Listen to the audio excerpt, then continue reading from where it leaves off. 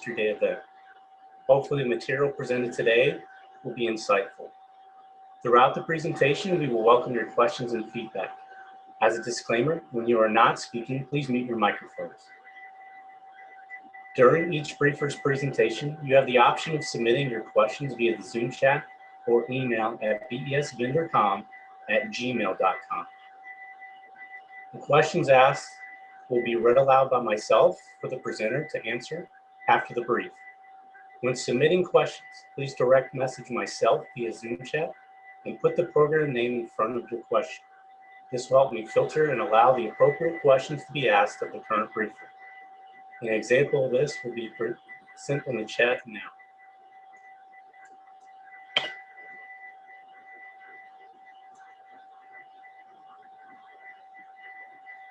If your question does not get answered today, an email will be sent out to all partners within the next week. Before we begin, I want to invite everyone to connect with BES on our social media accounts and to see our SMART and reference guides posted on our website. Next slide, please.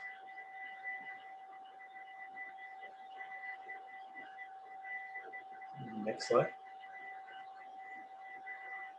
All right, so this is today's agenda for Industry Day. Colonel Kyle Ravens will provide an introduction to the directorate, followed by a brief overview by the senior material leaders. And finally, there will be 12 briefers from various programs to discuss their mission objectives, which will cover the main presentations for today's events. Again, welcome, and we are pleased you have joined us for today's event. Colonel Ravens, sir, the floor is yours. All right. Thank you, Austin, and welcome everybody to our 13th annual. I wasn't counting, but I was surprised when they put that up there. We've been doing this for a while, our Industry Day, arguably our top event of the year in conjunction with MITS. Hopefully a lot of you are able to participate in the Montgomery Information Technology Summit, sponsored by our local FCA chapter. This is the final day, and this is the culmination of that event before we head into the Memorial Day weekend. But again, to emphasize the importance of this, we don't get anywhere with business enterprise systems without the dedication and technical talent that we get from our industry partners. And you'll see some of the slides here. Yeah, we do a lot of work here. We're proud of what we do, but we do it as partners with industry and with all you that currently we do business with and those that are seeking to do business with us. So I appreciate all the participation and the interest. And let's see, before we get into Mr. Aldridge's slide here, yeah, I can't believe I'd rather do this in person. Hopefully next year. We almost made it this year, and we did get out and meet a lot of people. There was a golf outing on Monday. I got to re-engage with a bunch of people I haven't seen in a while. So there really isn't a substitute for that. I mean, we've been getting by and been pretty effective with all these Zoom and team calls, but I think it's time here that we get back engaged, a little face-to-face, meet and greet, get to know each other a little bit better. So hopefully before too long, next year, if we all stay on path, and if anybody else is tracking, but we have the Air Force Information Technology Conference, Cyber Conference, coming here at the end of August. If any of you were tracking that, there'll be some information posted on our website about that coming up here, and maybe it might be a way to re-engage, as we think we're going to bring up some people, start getting back to the office in a little bit of capacity here later this summer. So I expect that we'll still be teleworking. The Air Force is coming out with new guidance. We're all adjusting to that. Our own teams are wondering, how things are going to look in the future, hoteling, sharing spaces. I think we're going to get the best mix out of all those opportunities.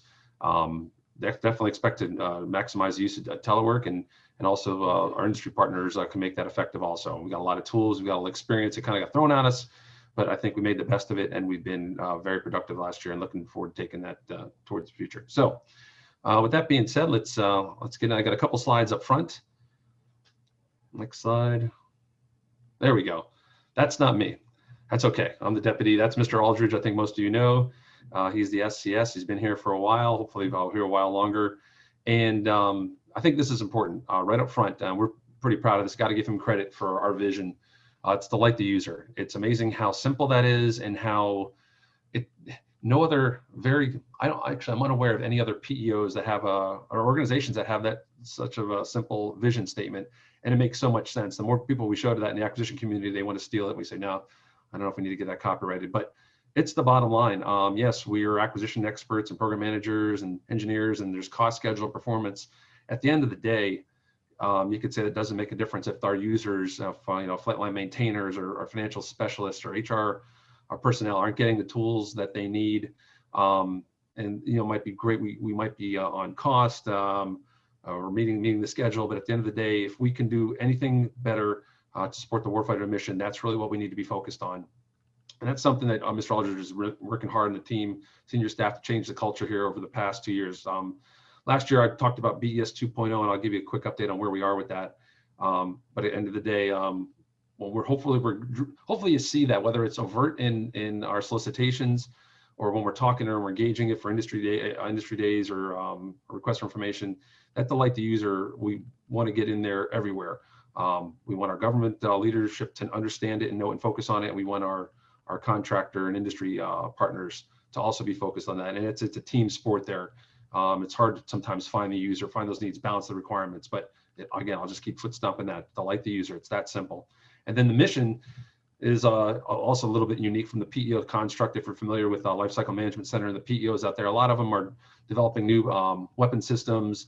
You got up at Hanscom, a lot of IT efforts. I'll say that I guess they're a little more similar to us, but that operate up front. We operate 90% of our 134 programs, roughly 400 applications are in operation mode. That is different from a lot of like I said, a lot of their program executive officers that are building new things, developmental efforts. We keep the lights running, and we've got to keep them running, and they can never go down. And even if we get budget challenges or personnel challenges, we've got to keep those things running. So that's the reason why that's up front and first in our mission statement. Integrate across our community. It's one thing to say it, it's another thing to do it. So yeah, keep focused with that. And then innovation, Walt Disney said, keep moving forward. Dr. Roper is such an inspiration. He was here for a couple of years at the Secretary of the Air Force level, inspiring all of us to go along, take chances, innovate where you can, and that's still a core part of our mission. So that's important, I think, to focus on these vision and mission statements, because we truly do believe in this, and that's about our culture. So next slide. If you're not familiar with our BES Directorate, we're everywhere. Our customers are the whole entire Air Force. So it's a bit of a challenge. Now you'll get into niche areas here. You can see a bunch of the business areas listed in the middle there, logistics, maintenance, pay. But the Air Force doesn't operate unless we operate the systems for them. And that is no kidding in the middle there. We run the systems that run the Air Force. And you got 3 big M's: money, material, and manpower. So we are everywhere. We've got customers all over the world. And they know where they are, and they'll call us when things aren't operating correctly. I like to liken ourselves somewhat to the Verizon or the power company. And just a reminder, hey, if you haven't called Verizon today and thanked them for the 4 bars, you should do that. Or if you want to call the Alabama Power Company and thank you for keeping the lights on. So nobody does that. We don't typically get a lot of thanks, but they sure as heck know when we're having trouble with our mission. But thankfully, we've got some really skilled people here, and our systems are operating and running 24/7. We are predominantly in, headquarters in Montgomery. At least that's where the head shed is here with Mr. Aldridge and most of the senior staff. We'll start down there in Montgomery, Alabama. We've got about 1,100 people here in the area. And then we have about 900 people up at Wright-Patt on Wright-Patterson Air Force Base, in Dayton, Ohio, right now in Area A. Most of the lifecycle management and PEO people, if you're familiar with Dayton and Wright-Patterson, they're on Area B, but we're over there next to the AFMC headquarters. And then we actually have another contingent out in San Antonio at Randolph Air Force Base. And the reason out there was we had an opportunity a couple of years ago to get that group of people that work on the HR systems next to the people that use most of those systems, the Air Force Personnel Center. So that was a great opportunity. So they're out there working hand in hand with those people on Randolph. The rest of us a little more challenge for us to sometimes get downrange. But again, we encourage that. It goes all back to delighting the user. So find our users and make them happy. And just some rough numbers here of what our portfolio is. So next slide. We'll get this posted up to Mr. Fry. A couple people were asking about the our org chart. It has changed a bit over last year. So we're going to put this up on our BES website. So save the links. I'll go over them again. They're at the end of the slide deck. And like I said, we'll post them up on our external facing website. So you'll have access to all this, I think, by tomorrow is what we said. It's a little different. You got Marcel obviously in the middle. There's some names of our functional staff and PEO staff. We've got some new people coming on board from last year. I think a lot of you know Dr. Joe Besselman, our Chief Disruptive Officer. He's new. Our Chief of Business Transformation, if anybody was familiar with Miss Tanya Lambert, that's now Miss Katie Serrano. Mr. Colt Whittall, Chief User Experience Officer. He's part of our team, not dedicated to us, but we've got some pretty some pretty high-performing talent that we were able to bring on over the last year. And I'm also happy to note that the PEO functional staff on the lower left over there, starting in a week or two, we were going to have retired Colonel Al Burse as part of our functional staff team. So we're bringing him back on board, which is going to be great. That being said, I also want to, point out just the next couple slides here before we get into the real meat of the program here. Our portfolio, we've got a different contract. We've got portfolio and services. It's relatively simple on paper. It's one thing, it's something else to execute it. But the simple, go back to delight the user. Well, what do I want? I want teams focused on the user. I want them pretty much focused on that. The more that I can take off their plate, or the more that we can get efficiencies out of using a common services construct, which by the way isn't our idea. This DoD CIO came out with a memo, it's over 5 years ago. And this is an industry model that we borrowed. And if you can be more efficient and take things out of your program offices and collectively turn them into centers of excellence or expertise, then do it that way. And you get efficiencies where not every program office has to have a cybersecurity officer or dedicated FM or HIK. If we can, or a contracting person, if we can get those people and use parts of people and share them where we have needs and surge, it's much more efficient way to run the organization. Trick is getting there. Like I said, it's one thing we put these circles up here, and I'll go into just a little more detail about what that means. But so you've got our product lines over there in the portfolios on the left. We call those our 3 letters, right? We're just for people's orientation, we fall under the Air Force Life Cycle Management Center, and when you see our address, it'll be a /HI. That doesn't really stand for anything, but then we go another letter down. Sometimes those letters stand for something. Actually stands for supply. Mr. Herb Hunter leads that division or portfolio. HIM for maintenance, HIH for HR, that's out at Randolph. G, we ran out of letters there. That's our financial systems, led by Colonel Bistello. Upper right Patterson, and HIB for business mission support. That kind of has a connotation there, led by Mr. Hamilton locally. So, and I'll talk a little bit about the services in the next couple slides. But we fall under LCMC, Lifecycle Management Center, headquartered out of Wright Patterson. But we take our direction from the Undersecretary of the Air Force for acquisition, who right now is acting Ms. Darlene Costello. So we've got 2 bosses. Mr. Aldridge technically reports and takes the acquisition direction up that chain at the Pentagon, but our organized, train, and equip and our personnel are taken care of by the Lifecycle Management Center. Just give you a little orientation. Next slide. All right, and this is a little tough to see depending on what screen you're using. When you get access to this, you can explode the views. But this is where you're going to hear where our solicitations we're going to be talking about today. And just foreshadow, I think I've got about 176 million. We got 10 efforts, and it's not static. That's going to change throughout the year, and I'll talk a little bit more about that. But they're somewhere in what we call our product lines. I told you about the portfolios. Those are at the top. Those are our 3 letters. And then we pick logical product lines, again, to combine like missions and systems. So when you're a program manager, government program manager, and you show up in PEO BES, maybe as opposed to other places, we expect a couple things. One is for you to get technically oriented very quick. You've got to learn the IT space, learn what your systems do. You get inherited. We've got a lot of legacy systems. And that's great. They've been around for a long time, but it's just not enough these days. We'll just keep the system running. We expect our government teams and hence they're partnered with contractors to come up and let's see what makes the most sense. So we want to keep these systems running. Do we need to move them? Where's the value stream? Where's our costs? What doing business cost analysis? Do we want to move to cloud, keep it where it is? Is there another solution? Refactor, replatform? That's a bit more, I'll say, a higher expectation for our program manager leads, our product line manager leads. And they can also look around the product line, see what this product line is supposed to be doing. It's supposed to be doing supply. Okay, well, I got these 5 systems to do it today because I got inherited it that way. That's what we've been doing for like the last 10, 20 years. What opportunities do we have going forward? I need to relook at everything, question, the way things are. And then once you get sitting on a path, question them again 6 months from now. Always look towards the future. Innovation never stops. And again, this is why you're going to see some opportunities with our industry partners to also look, we don't have the answers to everything, and really look for a lot of the good ideas, again, to come from industry. So lots of opportunity here. So we got 28 product lines in there scattered across those portfolios. And like when they get their opportunity to brief later on, they'll mention which product line they're in, so you can get, again, reoriented. Next slide. And we're just coming up to about the end of my portion here. I mentioned, if you go back to that org chart with the circles on the left, and the last slide focused on the product lines. Well, we talked about how we want to be more efficient with services. So we're basically extracting some people and resources to do these things better across our product lines. So our product lines, you got that vertical orientation, and our shared services are the horizontal integration. It's one thing, again, to put it on a slide, It's another thing to do it in execution. So, but some things are I think, probably pretty easily understandable. Contracting, every one of those product lines needs some sort of contracting support on our end. Financial management, customer management to include facilities and personnel. And then you've got cybersecurity, which that's relatively new. We're taking some of the ISSMs and security specialists out of individual programs, putting them in a three-letter, we call it under a service domain under Mr. Bill Kramer. It just happens to be HIZ, see in the middle there. And then the expectation is they build up that they're able to meet the needs, cybersecurity needs, particularly when we're working on ATOs for all our different product lines. That's one thing that those product line teams don't have to worry. They always have to worry about it, but they got a specialized team working on that. So again, we're focusing on capability. We're focusing on the user. Unfortunately, most of our users don't care too much about cybersecurity, but they sure as heck do when we do get a spill. Again, but it's a lot of stuff behind the scenes that really make this shared services construct work. It's a bit of a journey. We started this it's been almost 2 years now.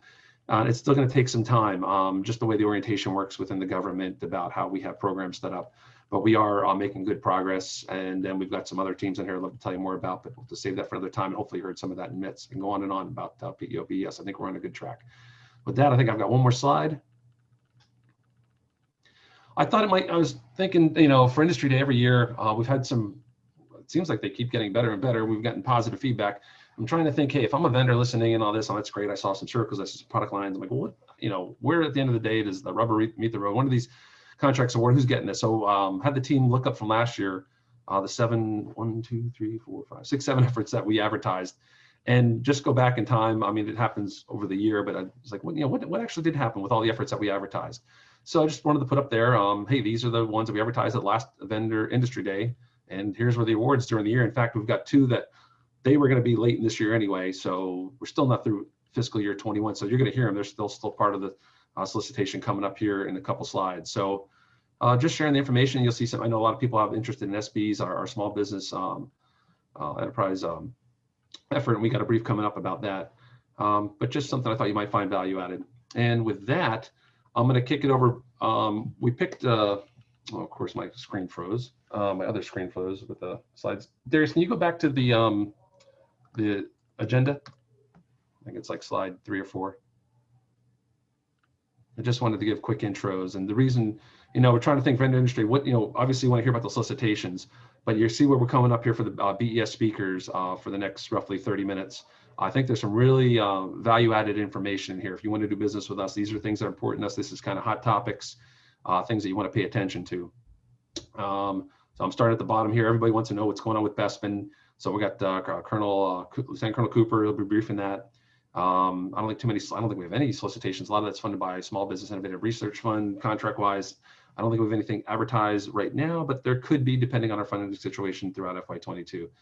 I'm moving up from the bottom here. Our ERP, Enterprise Resource Planning, Common Services update will be given by Captain Holloway. The reason we put that in there is we do a lot. We don't plan to or want to even invent our own individual government-owned solutions. Hey, if there's a commercial product out there that we can, I'll say, minimally configure, we'd rather use that. And we do have a lot of COTS products. Our big COTS product center, if you want to look at it, is our use of Oracle. The Air Force has got enterprise Oracle licenses, and Oracle can do a lot. And we've got 3 big programs in 3 major functional areas. You got DEAMS that does Defense Enterprise Accounting Management System. So that does all the Air Force plans, all the Air Force financials. Again, using Oracle as a base. The Air Force Integrated Pay and Personnel System, HR system that is being worked on out at Randolph is also Oracle based.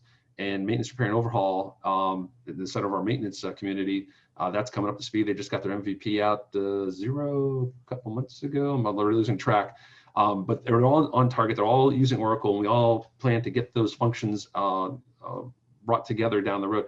That being said, you're going to hear about these other efforts here, but we are right now if you look at where we have a lot of our investments, we do have an Oracle-centric approach. So we want to start there, use those products and services that Oracle can provide. But if not everything, Oracle can't do everything. We all want to look at other COTS products or software as a services. Where can we get the best leverage from there? And then at the end of the day, we still do have a lot of homegrown systems, and we just have a wide spectrum of technology. So I thought, but we definitely want to give you an update on what's going on with the ERP, and then we have a common service, we have a common services construct that helps support those other ERP entities. We got Lieutenant Colonel Eberly, JAG extraordinaire, who's going to brief you about the cybersecurity maturity model certification, CMMC. I think a lot of you are familiar with the CMMI, Software Engineering Institute, but CMMC is coming, and it's not trivial, and you're going to have to do it unless something changes. So I think it's definitely value added to hear where we're going to, have some future expectations. Not right now, but it is coming. So it's definitely worth getting the latest on that. And Janet, God bless her, offered to do this, and she's been in the middle prior her job up in the DC area. She's got some knowledge about where it came from and where it's headed.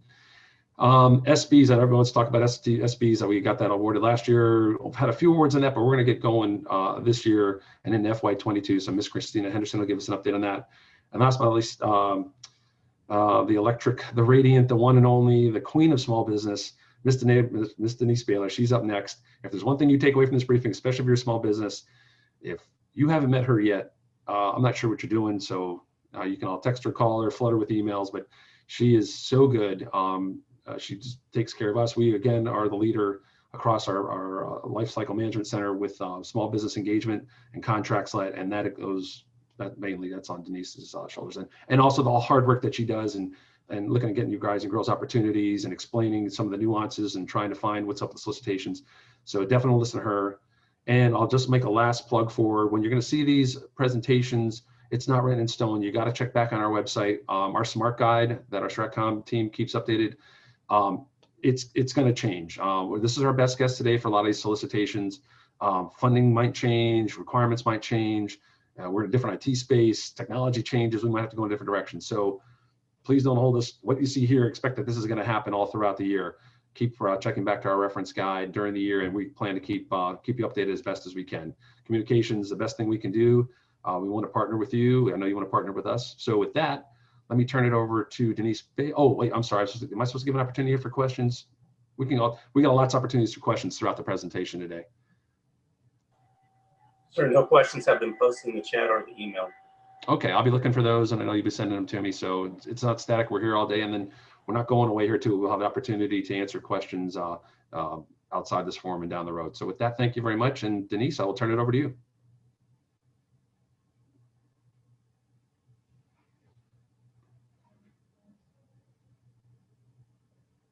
Denise? Good morning. Can you hear me? There she is. Yes, we can hear you. Okay. Good morning. I only have one slide because today I figure it's not about me. It's about our industry partners matching with the government, finding out what upcoming opportunities that we have in BES. There was one slide that I did put, if you could move that to the next slide, please. I just wanted to show you within the last 8 years that we have met our small business goals. We have met and exceeded over the last 8 years. And in FY20, we ended up at 56.51% of overall prime small business awards. And we also exceeded all of our socioeconomic categories, the woman-owned, hub zone, service disabled, veteran-owned, small disadvantage. All of those were exceeded as well.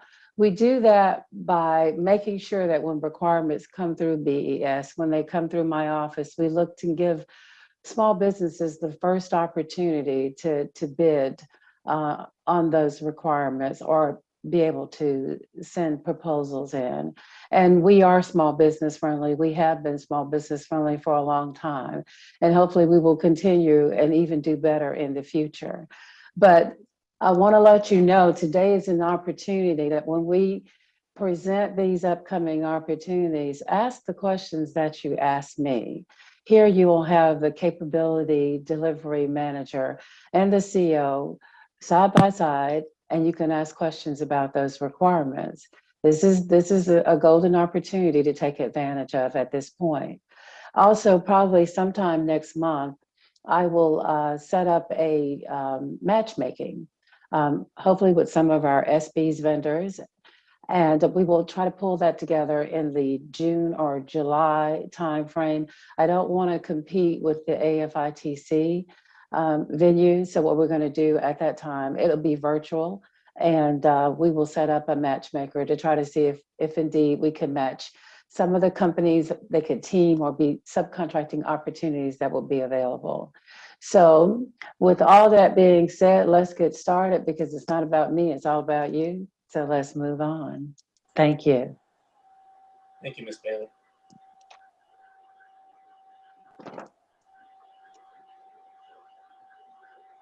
All right, Ms. Henderson, you're up next. Okay, I'm on. Good morning, everyone. My name is Christina Henderson, and I am the program manager for the Small Business Enterprise Application Solutions, IDIQ. And I tried to tailor the slides this year to kind of accommodate some of the questions or the frequently asked questions that we received on last year, so that I hope that this information today provides itself useful to you all. You can go over to the next slide. Thank you. So just for reference, SBES is the replacement IDIQ contract for the NetSense 2 Small Business Application Services contract. And our scope includes the comprehensive suite of IT services and solutions to support system and software development in a variety of environments and infrastructures. We have a $13.4 billion ceiling, and we support all fixed price, cost reimbursable, time and materials, and labor hour claims within the 541-511 NAICS. And we are also available for use by BES, Air Force MAJCOMs, and all other agencies that support an Air Force requirement. We were awarded on 19 December 2019 with an ordering period ending on 18 December 2020 and 2029, and the performance period ends on 18 December 2034. We have one 5-year base period and one 5-year option period. And the contracting officer for this effort is Mr. Kennerson, who is also on the line today. So as many of you know, there has been some updates to our contract directive. Initially, the contract directive was preferred use across BES and the Air Force. As of 20 October 2020, Mr. Aldridge, we updated the contract directive, and it's now the mandated source for obtaining IT services and solutions for all BES requirements that are within its scope. But this directive does not apply to the scope of within scope 8A contracts. And waivers are required for all BES in-scope requirements not utilizing the IDIQ. Those waivers must be approved by the organizational decision authority and include the justification for non-use. Next slide. This slide is just a breakdown of all of the SBES awardees. I thought that it would be a bit beneficial for those companies who are not awardees on the IDIQ, but maybe looking for subcontracting opportunities. It provides their contract numbers, their cage codes, and whether or not they're a joint venture. And if they are a joint venture, you'll also have the partners or the members of that joint venture in this slide. This information can also be located on the SBES webpage, and the link for the webpage will be provided on slide 9. Next slide. So to date, well, as of 30 April 2021, there has been a total of 18 task order awards on the IDIQ, which equates to 1.2% of the overall IDIQ ceiling being contracted. I have received a bit more data. We did get an additional task order award in May, but I wanted to kind of give a firm cutoff for these slides. Next slide. I'll quickly address these slides as they're solely in this chart for referencing purposes. However, the intent of this slide is just to communicate that subcontracting is allowed under the IDIQ. However, the SBES Prime and any Tier 1 subcontractor that qualifies as a similarly situated entity must perform at least 50% of the work. Additionally, if the contract holder is found non-compliant, the government reserves the right to not exercise the option period or to terminate the contractor for default. Next slide. Also, as a reminder, all SBES awardees must maintain their small business status under the 541-511 NAICS code. Any contractor who cannot recertify as a small business may be unable to receive any task order awards under the basic contract. And again, If the contractor is found to be non-compliant, the government reserves the right to not exercise the option period or to terminate the contractor for default. Next slide. So this language is pulled strictly or directly from our SUE. Currently, the PMO is not on-ramping any new vendors or planning to on-ramp any new vendors. However, the SBCO reserves the right to reopen competition at any time during the term of the contract to add additional contractors to the original pool of awardees if the need presents itself. Next slide. And lastly, this is the link to the SB's webpage. This is where you will find all things SB's. This is where we're able to access the vendor's contact information, their contracts, any mods that were made to that contract, capability descriptions, and more. We also provide a monthly report that tracks approved control numbers and awarded task orders. So if there are any questions that or any referencing information that any vendor may find helpful, usually the SB's webpage is the first place to go. And if you can't get that information there, you can always just send us an email to the SB's org box and we will answer those questions as needed. That is all I have. Oh, next slide, please. That is all I have today. Are there any questions for me? Yes, ma'am. Ms. Henderson, there's a couple of questions in the chat. Okay.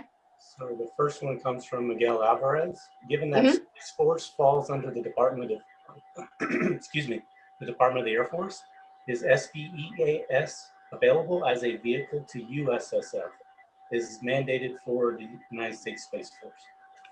No, it's only mandated for BES. It's preferred use for everyone else. We try to market the IDIQ as much as possible to kind of get the word out, but we can't require that other agencies or other Air Force organizations use the IDIQ. It's only within BES. All right, thank you. And then our next question comes from Emmett Lamb. Are ATOs required for awarding of contracts under the SBEAS IDIQ? If not, does PEO BES sponsor firms that are pre-ATO to move through the process with the USAF? I'm sorry, can you repeat that question? Sure, not a problem.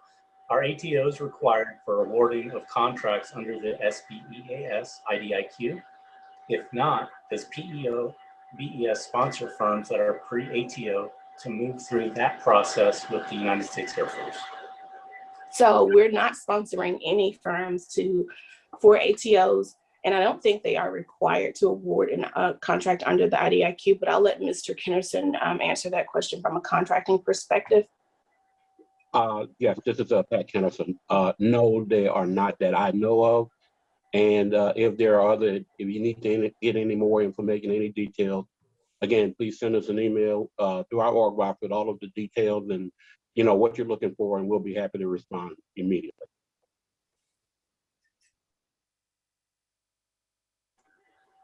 All right, thank you, Ms. Henderson. I appreciate it. No problem. I think there's one more, Austin. Somebody asked, is there an on-ramp for SBs? On-ramp in quotation marks? Currently, we aren't planning an on-ramp, and we're not in the middle of an on-ramp, and we're not planning one. However, as I stated earlier, the CEO reserves the right to conduct an on-ramp if the need presents itself within the life of the IDIQ.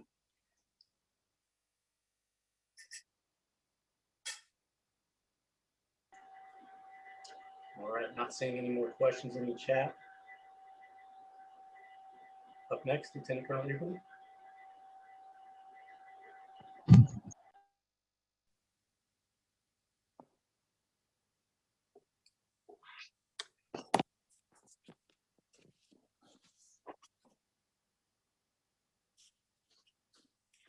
Hey, Janet, you there? I saw you there earlier, and sorry I called you JAG, Staff Judge Advocate. I think all lawyers are JAGs.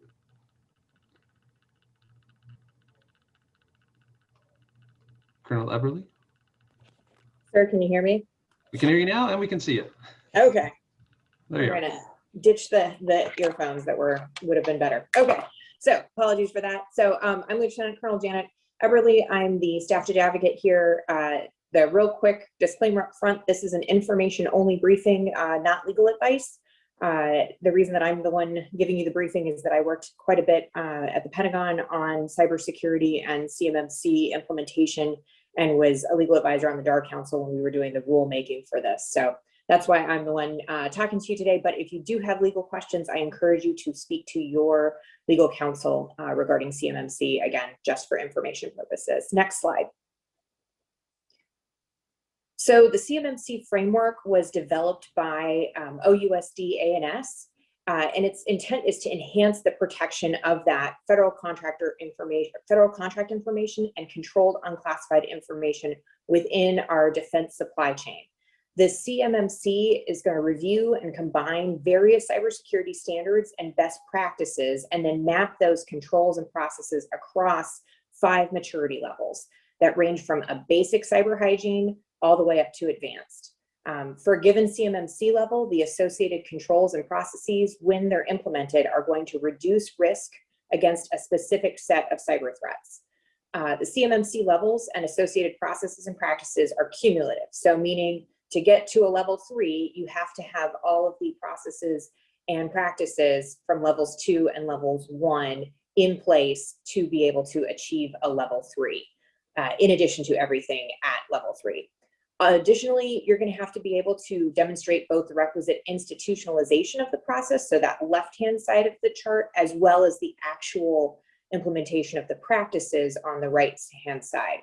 So if there's different demonstrations between the processes and the practices for an organization, then they will be certified at the lowest level that they are meeting for both.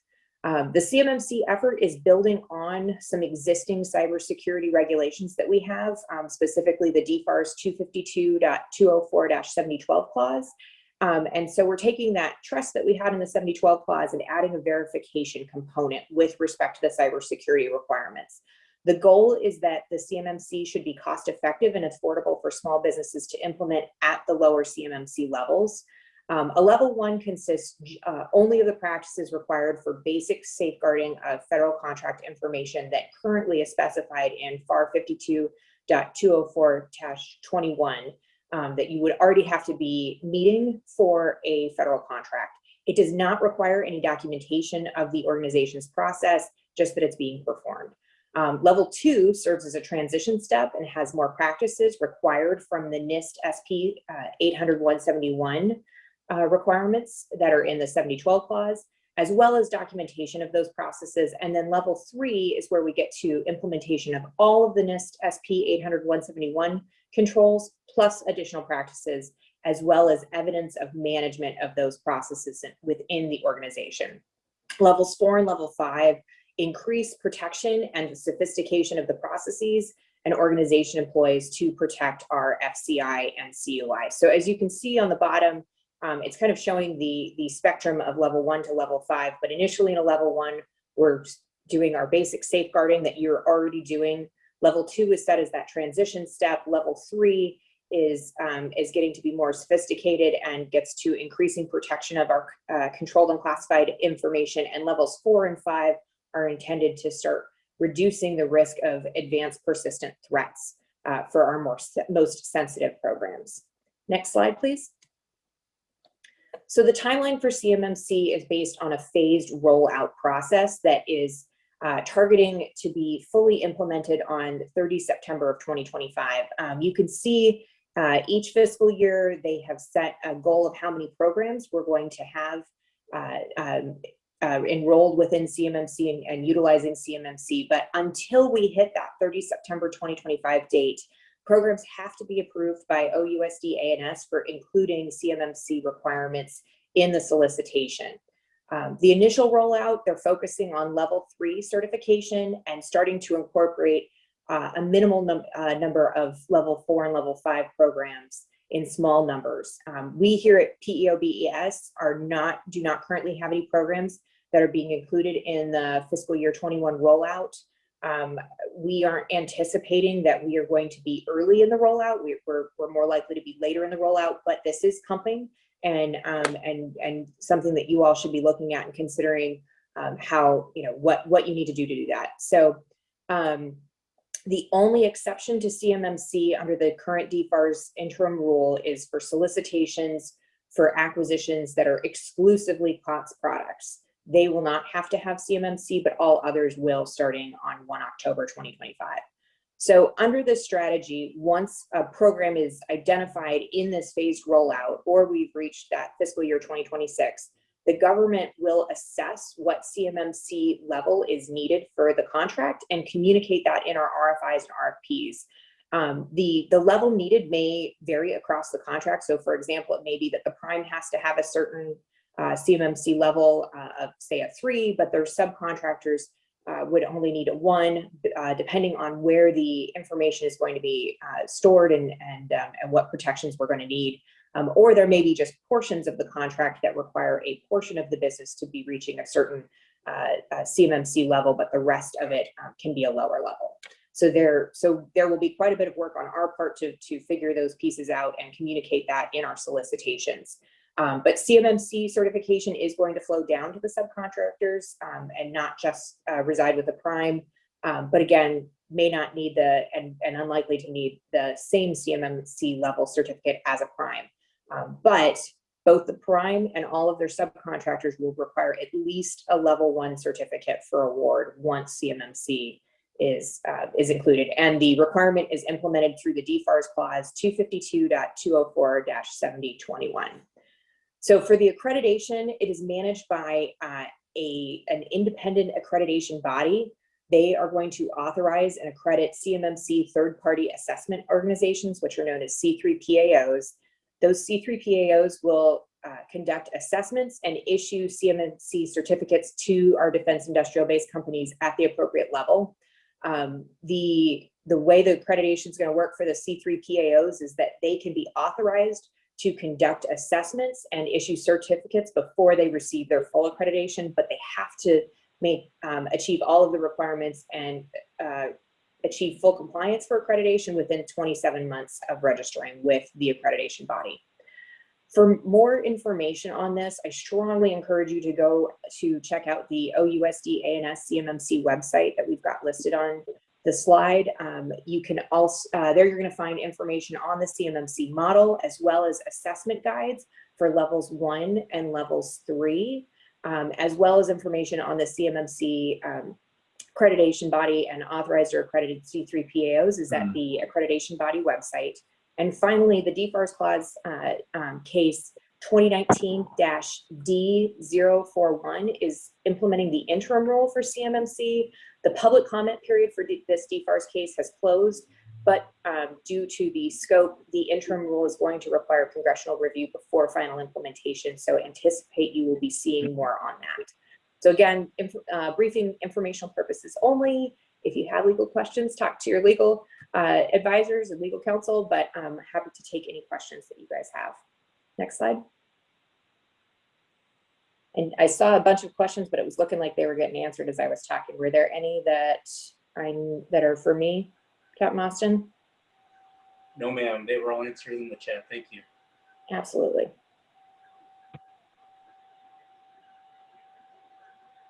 All right, Captain Holloway, you're up next, sir. Great. Good morning, everybody. I'm on 3 devices to make this happen. So if any vendors can help me out, my wife, so we have a financial budget of 0 to improve this situation, but I think we're good to go here. So good morning. I'm Captain Holloway. I'm with the ERPCS. I'm the Deputy Program Manager, and we have our Program Manager and Chief Engineer on the line as well for questions. Slide. Great. So this slide provides an overview of who we are, and then we'll discuss on the next slide where we're going and what we see opportunities for industry partners going forward. So looking at the top, going back to 2018, the Undersecretary of the Air Force at the time directed the transition of the 3 Air Force ERP applications that you see listed and that were mentioned earlier, which are APIT, STEAMS, and MROI, all to come under a common infrastructure, so common services. And as mentioned before, All three of those ERPs are integrated suites of applications. So they provide an execution of many standalone business processes operating on the Oracle Enterprise Business System suite. Then we get into the PMO.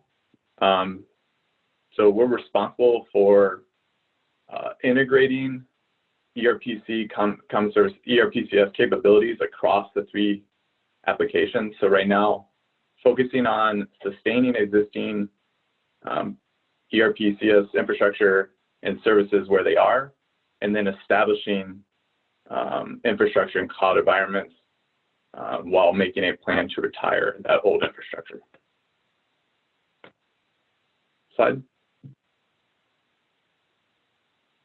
All right, so kind of how we got where we're at and then where we're going on this slide. Starting back in July 2020, one of the first key actions for the program was to come up with a cloud selection or approval. So the lead engineers, program managers at the time, working with the Air Force leadership here as well, decided that OCI would be the targeted cloud provider going forward, and eventually becoming an offering that we will have in Cloud One that any program can choose as a provider. And then kind of our roadmap, we're shooting for a date of that second quarter fiscal year 2022 going live.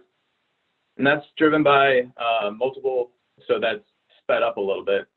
And you can see we listed a couple, one being the cloud capabilities maturity. So Oracle, having worked with hundreds of businesses with their migration, is able to better facilitate us with our migration. And then we had Deans operating on the Oracle Federal Managed Cloud Service, and that is going away. So they're kind of being pushed towards OCI anyway. And then our rollout, we're incrementally environment stand up, and this is going to help us when we do go to retire and then fully transition to the cloud environment. For the industry partners, when you think ERPCS, think long-term infrastructure, tools, and service provider for Deans, AFIPS, and MRI. So like mentioned earlier, money, manpower, and material. And then any vendor out there today who has products or services that would make the OCI offering better, faster, or more cost efficient for us, we would want to listen to you. And then we're really looking to provide the best capabilities at the best price to make our programs the best they can be. Are there any questions? Captain Oliver. Sorry, slide. There's one in the chat here from Mr. Cedric Magwood. Is this SAS, PAS, IaaS, or other? I would think it's SAS. Over.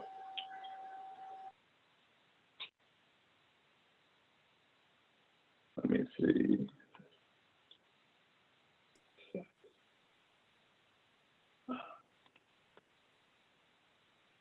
I'm gonna phone a friend on this one. If JB, do you know? Sorry, I'm not familiar with the terminology. Yeah, that's fine, Peter, no problem. And Paul can help out a little bit here too, but it's basically gonna be a little bit of a combination of everything and moving towards really IaaS in the future as we move forward through it. But Paul, if you'd like to add anything to that. Yeah, sure. This is Paul Loughnane. I think we're starting out essentially doing a lift and shift from our DISA on-premise into the cloud with the EBS applications, starting with MROI and then for the others. But the long-term roadmap certainly kind of culminates in a software as a service offering once those modules are available, depending on which ERP you're talking about, and it varies, greatly. Some of the personnel stuff's there, financial stuff's almost there, logistics stuff is quite a ways away. So each program is on their own individual roadmap on the infrastructure platform and software as a service journey. Hope that helps.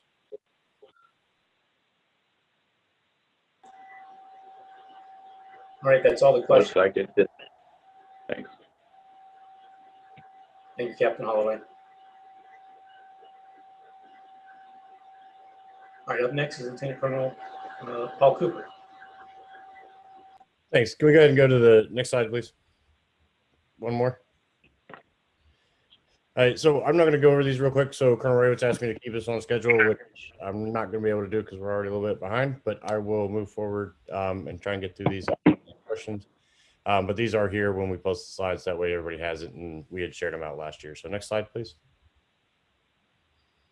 Training and enablement is a big focus of us here in Bestman. Digital University has really taken off since the last time. I think the last time we were just starting to roll it out, and really in a pilot phase was just a couple, probably 100 users, but now we're a little over 25,000 users of Digital University, and continuing to grow that with Space Force ultimately wanting to bring on the entire service.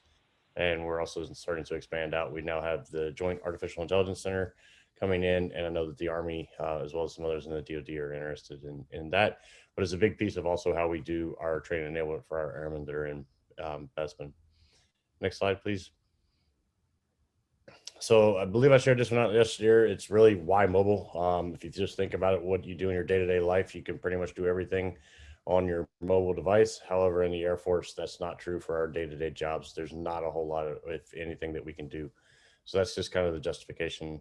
The next slide is the one I really wanted to focus on for today. And this is just to show off the CI/CD pipeline that we do have in Bestman, which since the last time, the big update is that we did get our continuous ATO, which will allow us to, as we just, starting from the beginning, from ideation all the way to production, to push applications without having to go out and get individual ATOs. We have the authority to release the applications into either Cloud One or to the mobile app stores right now. We've also added in some data as a service and design services into that pipeline that can add data as a service. The idea is to democratize the data that's out there, to expose it through APIs and make it so that each application that would need to pull that data does not have to go out and source it. It's available through a API storefront that they can just use those APIs or contribute to those APIs for ones that we don't have. And we're doing that in partnership with the CDO, as well as the design lab is being done with Mr. Colt Whitall as the Chief Experience Officer for the Air Force. And the next slide. So here's just some of the applications and who we're doing them with and for. And again, these will be posted out when they share out the rest of the slides. So I don't want to spend too much time here so we can get back on track. And I believe that's my last slide. Yeah. Are there any questions? Thank you, Lieutenant Colonel Cooper. No questions in the chat at this time. Thank you. All right, up next, we're going to shift to the upcoming acquisition opportunities, and Colonel Summer Clovis will brief on HI4 Enterprise Logistics Readiness Portfolio. Colonel Clovis. Thanks, Captain Myers. All right, good morning, everyone. I'm going to be really quick and then turn it over to my program managers to lead into the HI4 portfolio. HI4 is a super division, and so the HIM, maintenance and installations, and HIS, supply and transportation divisions, both report in to the Enterprise Logistics Readiness portfolio. And so with that, there's 14 product lines and a wide variety of activities going on. We deliver integrated logistics information to the Air Force and sister services and really across the DoD. So with that, I'm going to turn it over. I think HIS is up first. Yes, so supply. And I believe Captain Myers, Mr. Haney, are you there? I am here. Good morning. This is Jeff Haney with the Requirements Management System. It's a pleasure to be here to tell you a little bit about RMS on behalf of Mr. Hunter, Colonel Clovis, and Colonel Ravitz. So RMS is a family of 4 systems which support the Air Force's peace and wartime budgeting and planning needs for weapon system replacement and spare parts. Our objective for this solicitation is to identify contractors who are capable of providing traditional IT and software development services for both mainframe and web-hosted systems. The contractor shall perform these items in an agile software development environment. It should be noted, due to proposed subsumption and decommissioning activity, the 4 systems of the RMS family will be offered as individual CLINs within the contract. We're also discussing potential funding flexibility as well, to where additional CLIN items would be added based on 3 levels of Air Force funding, such as basic, intermediate, and full. That's a brief overview of the RMS contract and scope of the contract as a whole. I'd like to invite Mr. Ryan Mason, the contracting officer, to speak about some of the demographics of the contract that we're thinking of. Yes, can you hear me? Yes, Ryan, we can hear you. Okay. Yes, this is, as Jeff stated, this is going to be opened up to 8A vendors. Excuse me. And, you know, as he stated, we are seeking flexibility on this contract because of the uncertain nature of some of the subsumptions having to do with our systems. And we're, looking to build a contract structure that is, maximally flexible to accommodate, the system as it evolves over the next period of performance. Thank you. Next slide here, I think, is the questions slide. We may have a little bit of time to take some questions right now if any came into the chat, or we could do that later.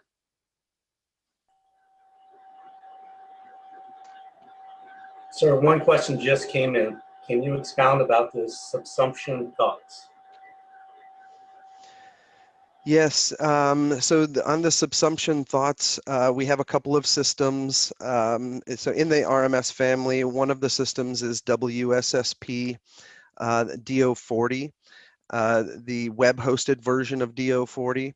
That system is projected for some subsumption during the next period of performance, along with various portions of our D200 application. There are 7 submodules of the D200 application, and a few of those are presently on the projected schedule for subsumption as well. Did that answer your question, or? Sir, a couple more just came in. This is from John. Do you need SBAS to bid on the 8A opportunity in the last slide? Ryan, are you able to cover that question for me? Yes, we are submitting an RFI, in the immediate future, and we will take the results of that RFI to determine which contract vehicle that we'll be utilizing for this opportunity.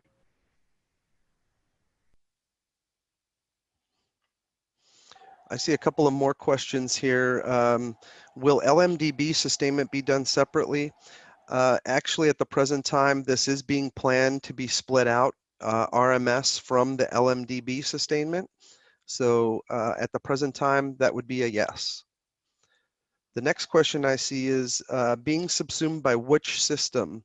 There are 2 systems that are currently subsuming parts of the RMS family, one being Escape and the other being Flights. Past performance, is that a rigid requirement? I might need to ask for a clarification on that question.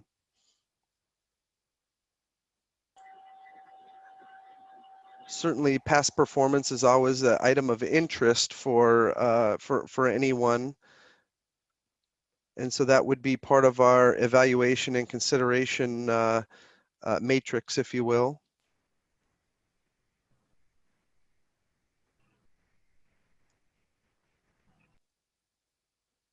Not seeing any other questions. Thank you all very much for your attendance today and your interest in the requirements management system. Have a great day. Thank you, Mr. Haney. I appreciate it.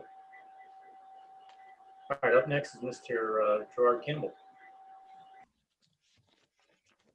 Thank you, Captain Myers. And good morning to everyone. Again, my name is Gerard Campbell. I am the Capability Delivery Manager for ILSS for all things operations and acquisitions. So next slide, please. Joining me today, I have our contracting officer, Captain Turner Walsh, and so I appreciate him joining and assisting me in this slide presentation. Just want to give a quick overview of ILSS, and then we'll kind of dive into the requirement itself. So ILSS, we are a defense business system, and we provide support to over 18,000 users across 250 bases worldwide. And we provide IT capability specifically in the functional area of Air Force base level supply and material management. And some of the software capability within ILSS includes ordering, receiving, storage, and cataloging, just to name a few. And within ILSS, what we like to call is our big three. We have three labor service contracts in order to supply the warfighter capability. And of those three, one of them is the technical operational support contract. And with this particular acquisition, what we're looking to do is establish a contract with the industry partner that will provide personnel with experience in the area of technical sustainment and development. And that's because we don't currently have the expertise organically in our program office. And the closest person that we have to that is our lead engineer, Mr. James Harbison. And so we've actually had the opportunity to engage with those SBs vendors, those interested parties in SBs on a number of occasions so far. We've been able to have an industry day and internal industry day about 2 months ago. And then after that, we allowed for those interested vendors to provide their capabilities briefings in a one-on-one setting with them in our MFT, and very, very valuable and constructive dialogue that we have during those sections. And then based on a request, we also had the opportunity to provide an architectural briefing led again by our lead engineer, Mr. James Harbison, that provided some additional context from a technical standpoint on the ILSS application. And so again, we are still currently in the planning phase of our acquisition strategy, and that is our next milestone is to provide that to Mr. Hunter and team in terms of getting that approved. But our requirement is very much still the same. We've been able to share those draft documents with those SBs vendors. So at this point, those technical skills that we're looking for, again, still include evaluating, documenting software changes. But one of the big components of that is coordination with our functional SMEs. And that is because we pump out working capability to our users on a 30-day cycle. And having that communication, that constant dialogue with our functional material management experts is, as I mentioned earlier, is a very big component of what we do to ensure that we have on-time releases and deliveries. And so another aspect aside from the technical piece of it is we're looking for the industry partner to assist us in being flexible and agile. One of the words that we use throughout the program office is having the ability to pivot. And that's because we've been identified as a target system to subsume other log IT capabilities. And so as those requirements are levied upon us, we want to be able to react quickly to those emerging requirements and support other requirements that do emerge post-contract award. So again, in addition to the technical skills that we're looking for, I think some of those things that we're looking for, reside in terms of being agile and flexible. And so taking a look at the actual, our period of performance for this follow-on requirement, again, we're looking at a need date right now of May 22. and we're expected to release our FOPR somewhere around the first quarter of FY22. And very much like we've been before, we'll remain in constant communication and dialogue with, as we've updated those parties via email as things have changed in terms of our schedule and other things. So, and I think Colonel Rabitz had alluded to it. As things are fluid, please check the SMART guide if anything does change. So with that, we look forward to the opportunity to partner with the upcoming vendor to continue to pump out capability to our warfighter. And I'll turn it over to Captain Walton to see if he has any closing comments. Sir, over to you. Hey, thanks, JC. So nothing really to add to what JC said. You know, we are still in the early stages of our acquisition planning. However, the plan is to go through SBs, and as JC mentioned, we've already been in touch with those eligible vendors to add a little bit of technical context. And you can see JC mentioned it as well. We're targeting that early 2022 FOPR release, so you can expect to see more details at that time. All righty. All right, gentlemen, we have a couple of questions that came in through the chat. The first one is from Mr. Lenny Schaefer for ILSS. Will intimate understanding of the current program required to compete and deliver going forward? I'm And sorry. I can take that, Jason. Go ahead, Captain Walton. So Lenny, if I'm understanding your question correctly, you're saying, do you need an intimate understanding of the current program to compete? No, that is not expected. In fact, the plan now is to include a bidders library that has all that applicable information to the systems and programs that you'll be working to support this requirement. And in order to kind of help ensure that you're able to give a proper proposal that covers all aspects of the acquisition effort. So I will say that an intimate understanding of intimate technical knowledge of the capabilities required to support the program will be required for whoever whoever ends up being the awardee on this effort. We're looking very, very closely. We're weighting very heavily the technical competency of all of our offerers for this award. But again, we are still in those early stages, so we don't have any specific details to reveal at this time, but that'll all be clear in the FOPR release. And to your second question there, how important will past performance be? Again, we don't have that. We don't have those details set yet. As JC mentioned, we're still kind of in the act planning phases. So our next step is to get our acquisition strategy plan established and approved. So more of those details will kind of become a little more clear in the coming months. All right, this question comes from Roger Williams. Where does the current incumbent ILSS contractor workforce reside and work from? Yeah, so Datum, they work remote. So our current incumbent, they work remotely.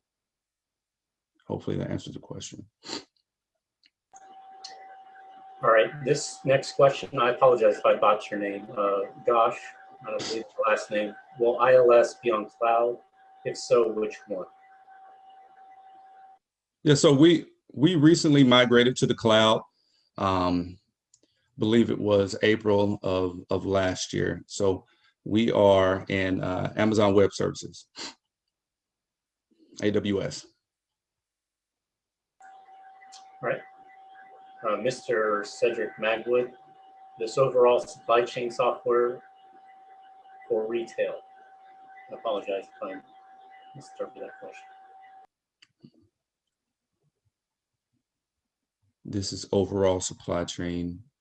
So maybe I'm not understanding the question. I can take that question and maybe if you maybe clarify a little bit, I can get a response back to you. All right, thank you, sir. And the last question that we have from Gosh again, could you please define technical competencies? Absolutely.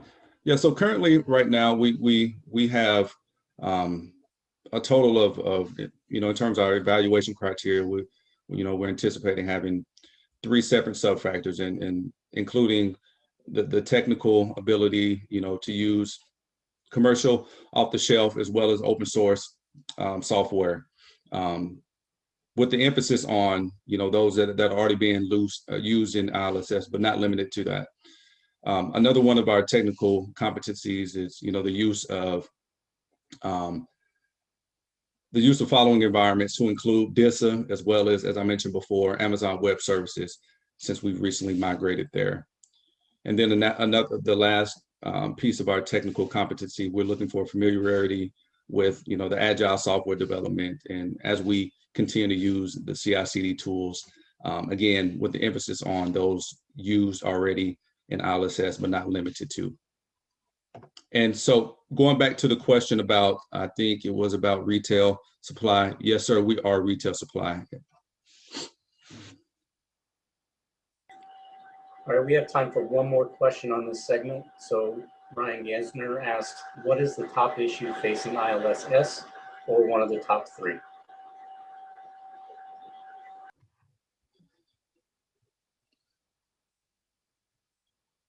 I would say, from my vantage, I think us understanding and being able to, as I mentioned earlier, just to quickly pivot as requirements come. We have a good structure in place that allows us to respond quickly. But I think in terms of issues, I think us being able to continue to do that will serve us as well as our customer base prime flexibility. So I wouldn't necessarily call that an issue, but that's something that I feel like is something imperative with respect to what we're looking for in this acquisition. Over. All right, thank you, gentlemen, so much. Okay, moving over to HIM, maintenance portfolio. Good morning, everyone. My name is Michael Schuyler, and I have the privilege of serving as the Acquisition Section Chief and HI4X. And Ms. Makisha McInnes is one of the 4 people who work with me in this section. She is unavailable for today's brief, so I will be giving that to you today for the Agile Maintenance Support Subject Matter Expert Services, our SME contract. I do want to point out one thing when we talk about this contract. We have a team of people who are working with this, and I'm a little bit new to the section, but I'm very impressed with the teamwork we have. One of those is our CEO who's online, Mrs. Princess Kendrick, our PLM, Mrs. Jaylene Carteret, our CDM, Mr. Dave Story, and our Chief Engineer, Mr. Michael Yu. And they've worked hard to get together this contract that we hope to have on the street pretty soon, and I'll talk through that in just a second. So our base maintenance family of services, AMS SME, which is a mouthful to say, contract is for our information technology on our sustainment support for all our base maintenance family of services. I'll let you read through that top left, the program description. This does provide for all our wartime and peacetime efforts, anything to do with our aircraft for our active duty Air National Guard and Reserve partners. I want you to pay attention to the bottom 4 sentences in that paragraph. It consists of all or at least most of these systems: our IMDS CDB, our MSM modules, our training business area, EMOC, CBSE, RA, etc., all throughout their PMEL and everybody else. We're currently on a 18-month effort. It was a 1-year base contract with the 6-month option. We did exercise that option, and we were coming out towards closeout. So for our industry partners, if you're wondering what we're talking about with this contract, the scope, the bottom left is really what you need to know, and that's a lot. We understand that, so we're making sure that the contract reads well for you, or the proposal, the submission we'll have out will read well for you, that you'll have a good understanding of what we're talking about inside of there. Over on the top right, we are going to be using SPs for this period. You'll notice our period of performance starts August 26th or August 2021. That will be sometime around there, first quarter of FY22. We're working diligently to get those items together, to get them out on the street to you. You'll see our release date there, potentially the estimated dollar value, and our codes going forward. Our incumbent is Datum, and pending that, I'm open for any questions with our teammates.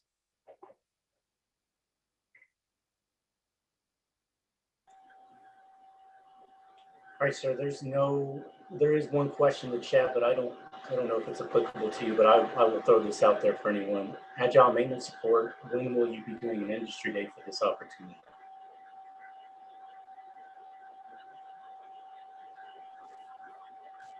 Good afternoon, everyone. This is Princess Kendrick. We will not be doing an industry day for this opportunity, but we will allow for questions from the vendors once we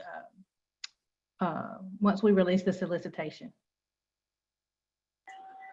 All right, thank you, ma'am. The next question that came in, when will the draft PWS be released? In the meantime, can you release legacy PWS? So at this time, we will not be releasing any draft documentation at the moment because the scope is of such magnitude, and because we're taking a different approach with this contract, we want to be sure that the information does not change drastically within the approval process. So that's why we will allow the vendors to ask those questions, and we will allow ample amount of time for the vendors to also respond to the solicitation and to be sure they understand the solicitation.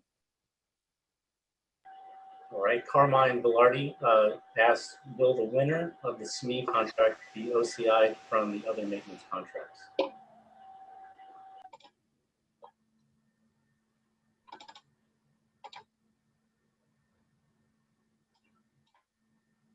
So yes, the winner of the SME contract will not be able to be awarded the tech contract, the BMX tech contract, and all that information will be within the solicitation. It will be explained in the solicitation. So the answer is yes. Thank you, ma'am. The next question comes from Alice Blackburn. Is this opportunity being combined with base maintenance family of systems?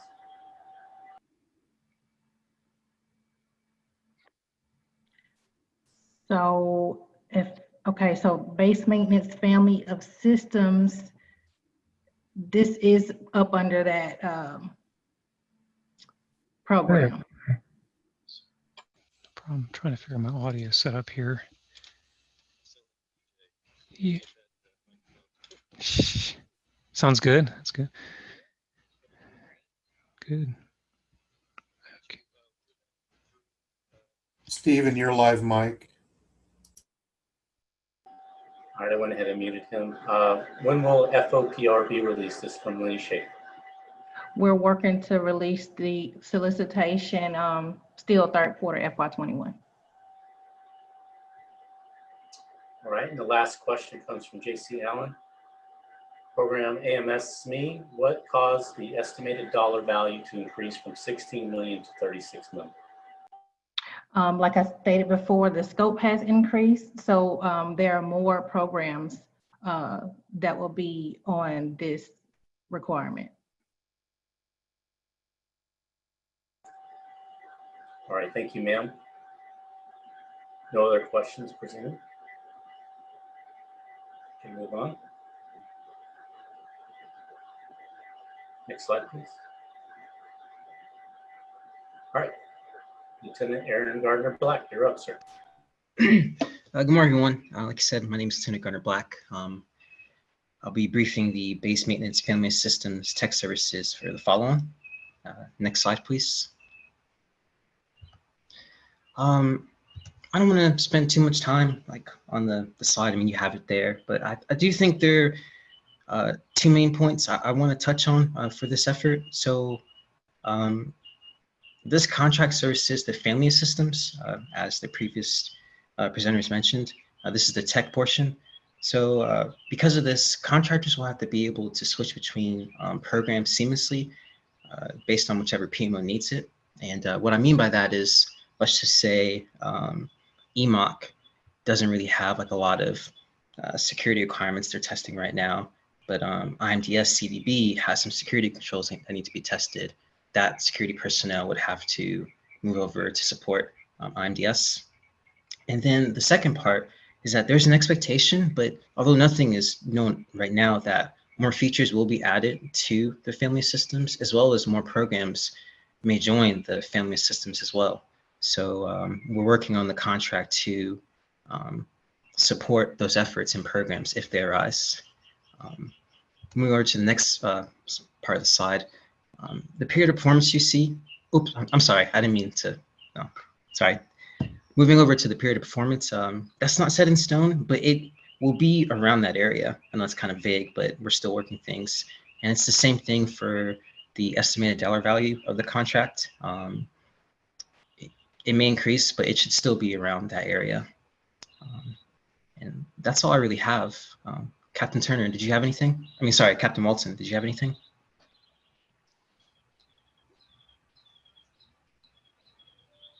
No, sir, just those dates on the screen that you guys see there. We're anticipating a FOPA release sometime second quarter 22.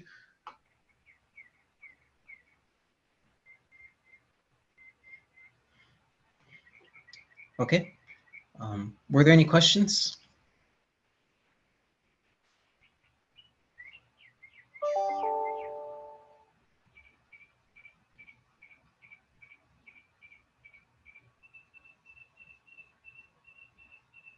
I apologize, I was on mute. If the SME contract scope increased with additional applications to support, will the tech contract scope be increased?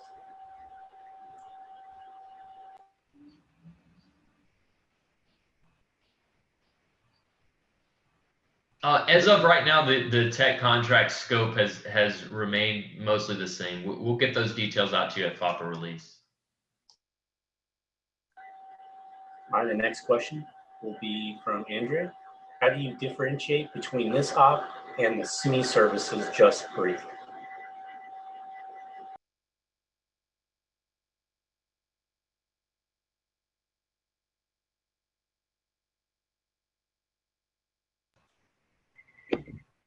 Hi, this is Jaylene Coderette. For the AMS SME, that's for your subject matter experts that will be providing test support, field support, responding to FAS tickets, things like that.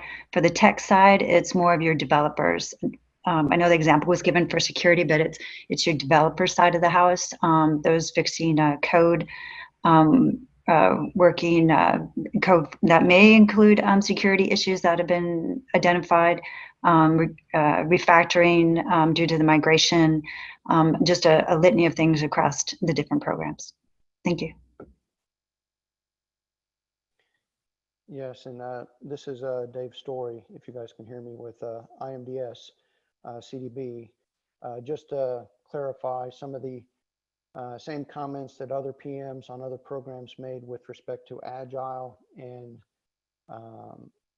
the flexibility required to either decommission systems, and if bodies needed to be moved away from systems they were currently supporting to then other efforts, or then again bring on other systems. We want to be able to do that in a very agile manner or methodology so that we don't have to do multiple contract modifications post-award. Over.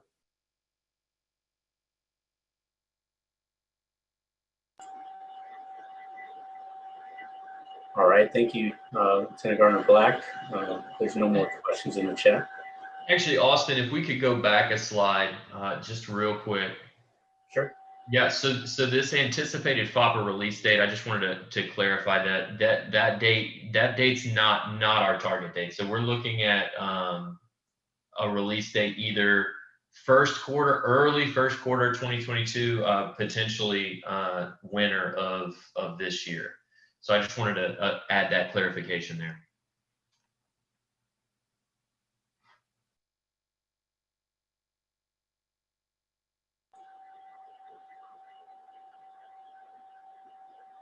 All right, thank you.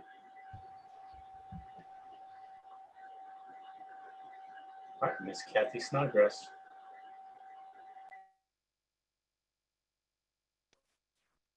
Good afternoon. I'm Kathy Snodgrass. I'm the Capability Delivery Manager for the Depot Source of Repair 2 program. I'm going to start with a high-level overview of the program. The DSOR Automated Management System, also known as DSOR AMS, is a decision support tool supporting the Department of Defense's DSOR processes and is the authoritative source for all unclassified DSOR activities resulting in a DSOR decision memorandum. These DSOR processes identify a source of repair requirement, a determination on where the depot level repair workload is assigned, and they do periodic reviews of these determinations every 5 years. There are 7 DSOR processes that are associated with the final DSOR decision memorandum. So the DSOR AMS and the other supporting capabilities are COTS, they're Microsoft SharePoint, they're no code, configuration and customization, and rapid prototyping.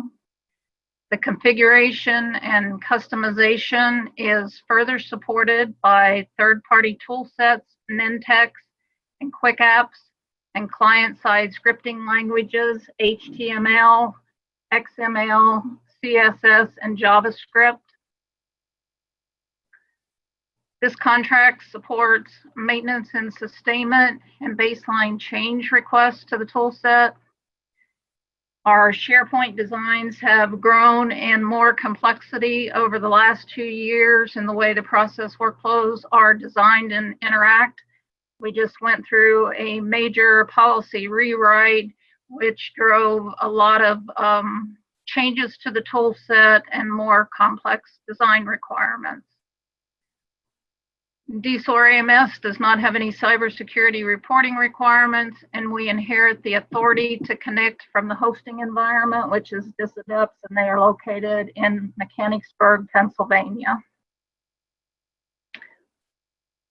So senior level SharePoint designer skills are very critical for this effort.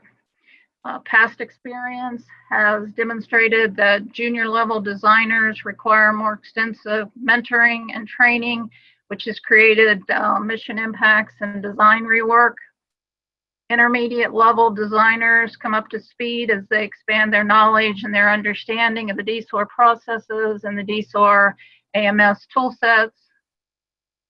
To meet current and forthcoming mission requirements that I am aware of, my resource range for this acquisition would be 9 to 11, with more senior level resources than intermediate.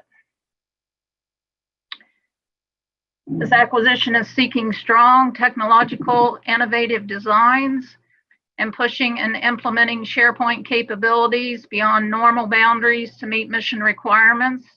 This requires thinking outside the box to solution design challenges and implement SharePoint no-code capability to support the government.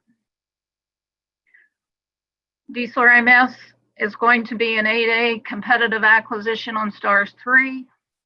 It will be a firm fixed price contract. The period of performance is 5 years. It includes a base year and 4 one-year options with a 6-month extension of service. The estimated contract dollar value is 11 to 13 million. I am anticipating FOPR release the 4th quarter of fiscal year 21. The current incumbent supporting this effort is Stellar Innovations and Solutions, Inc. That concludes my acquisition overview. Any questions for me? Yes, ma'am. We have a lot of questions coming through the chat. So the first one, DSOR AMS SharePoint, is it located on Azure? I believe that's what it's called. I'm sorry, is it located on what? AZ. Oh, no. No, we are in the joint information environment at Disadeps. It is a cloud environment, but I do not have a cloud provider. It's not supported by a cloud provider like Amazon or Google Cloud. All right, thank you, ma'am. The next question is, what is the acquisition plan if STARS 3 contract is not fully awarded by 4th quarter FY21?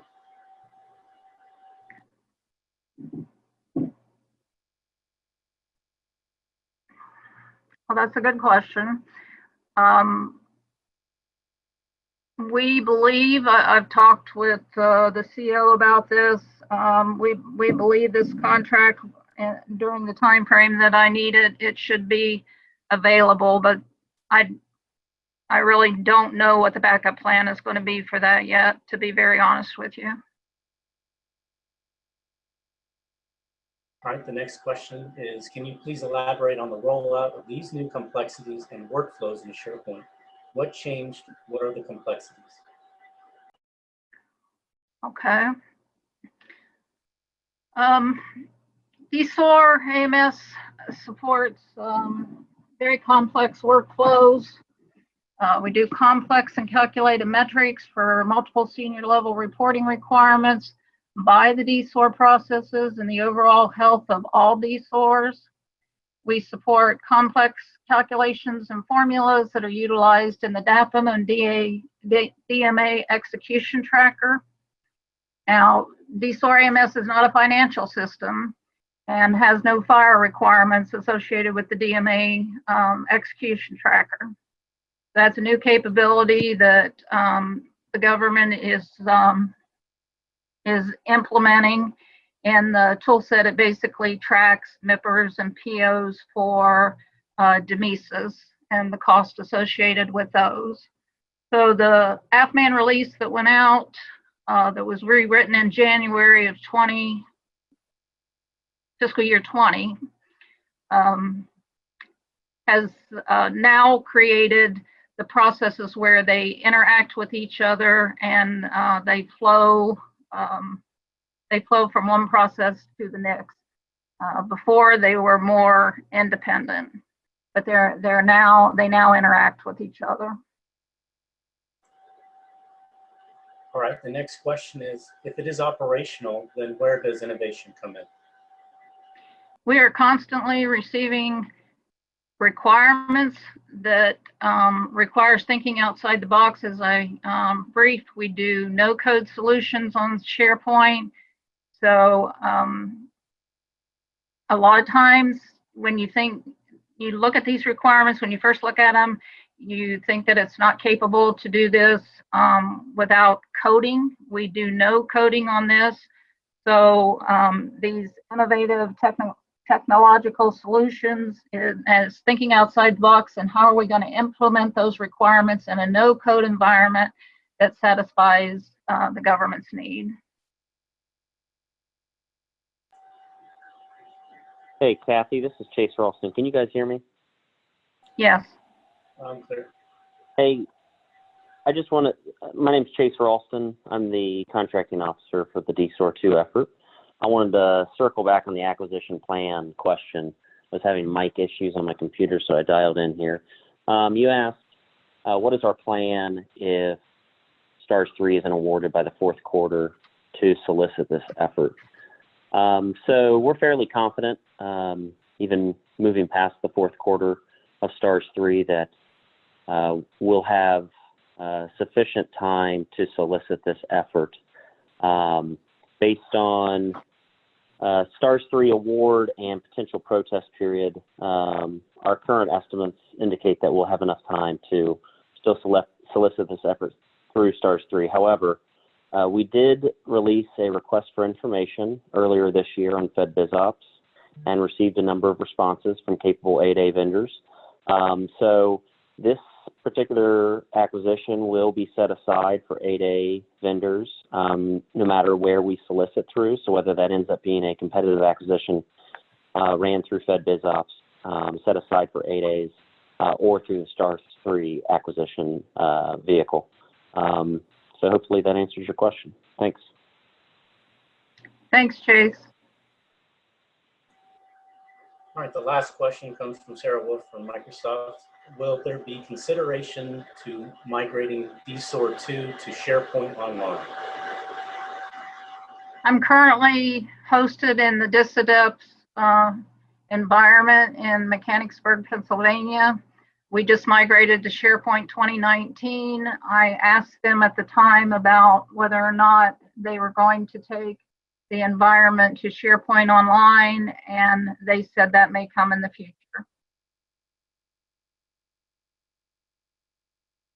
We do have problems with it going to SharePoint Online. So we're not the only one with problems on that. So they have to work through all those kind of things. All right, thank you, ma'am. There are no more questions in the chat. Thank you. Now we'll move on to Mission Support Systems HIB. Good morning, everyone. I'm Captain Joshua Maxwell, and I'll give you all a brief overview of the HIB portfolio, which encompasses the mission support systems. The division chief for HIB is Mr. Kevin Hamilton, and his deputy is Mr. Joseph Arata. This prodigious portfolio is comprised of programs and capabilities that support the entire Air Force in 6 areas, which you see listed there, and they're evenly divided between HIB South here at Gunter Air Force Base, as well as HIB North at Wright Pat.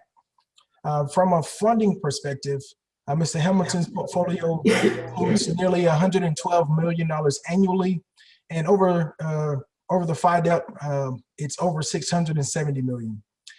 HIB has 27 programs and 274 personnel comprised of military, civilians, and contractors. Collectively, the mission support systems are responsible for over 1 million user accounts. As Colonel Rabbit said earlier, we truly do run the systems that run the Air Force. Next, we'll receive briefs from 3 programs within HIB who have requirements needs within the next 18 months. I'll hand things off to Mr. Bill Grosso, the AFRAMS Capability Delivery Manager.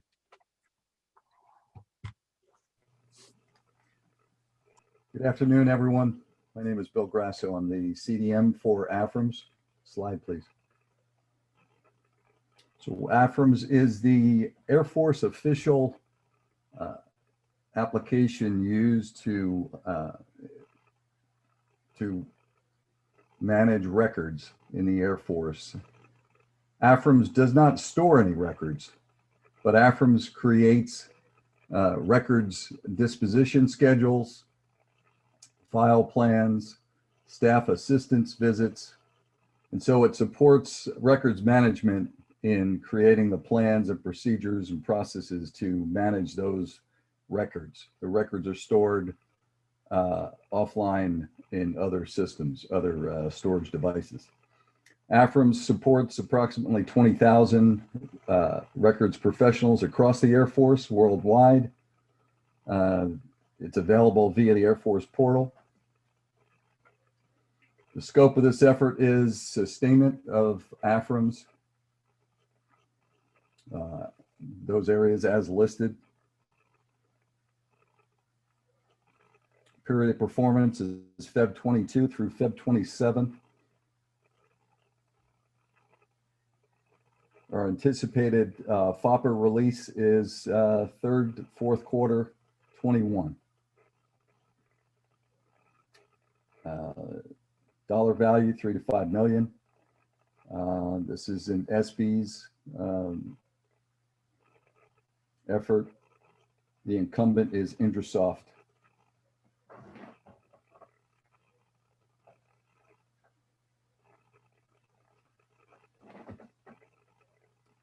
Any questions?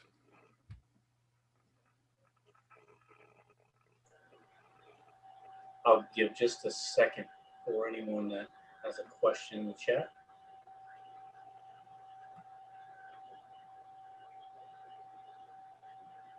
There are not any questions. I appreciate you, Mr. Grasso.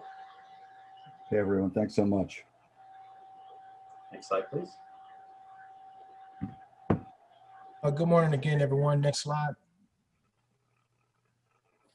Okay, so as the authoritative data source for the Air Force, GFM ensures force structure data is available for use in real-time strategic war planning by the COCOMs. The AFOS produces force structure data in a Joint Staff J8 approved format, which is centrally managed. The objective is to ensure Air Force and Joint Staff war and contingency planners have access to the authoritative Air Force force structure data for manpower authorizations and allocations. The AFOS, which is Air Force Organizational Server, requires contractor support for the development and maintenance of the system on both NIPR and SIPR. So the acquisition approach, it will be a 8A direct award with the period of performance beginning April of next year, having a 1-year base period and 4 1-year option years. estimated dollar value is between 3 and 4 million. And then the incumbent is App Diction Studios, and I'll open the floor for any questions that may be there.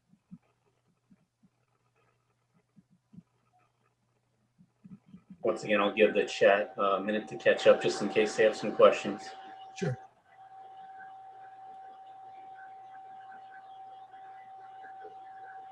All right, one just came in from Lenny Schaefer.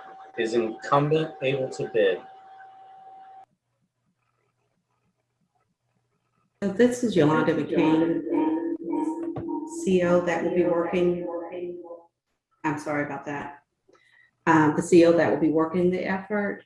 So your question, if the incumbent is able to bid, we're anticipating a direct award. So right now we don't have any exclusions that would preclude the incumbent from being able to bid.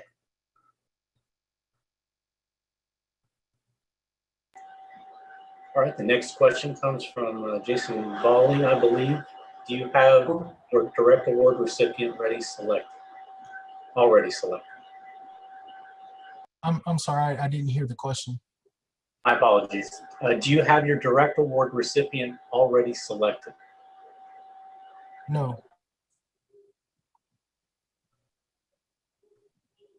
All right, the next question is, what is the technology platform for GFMDI?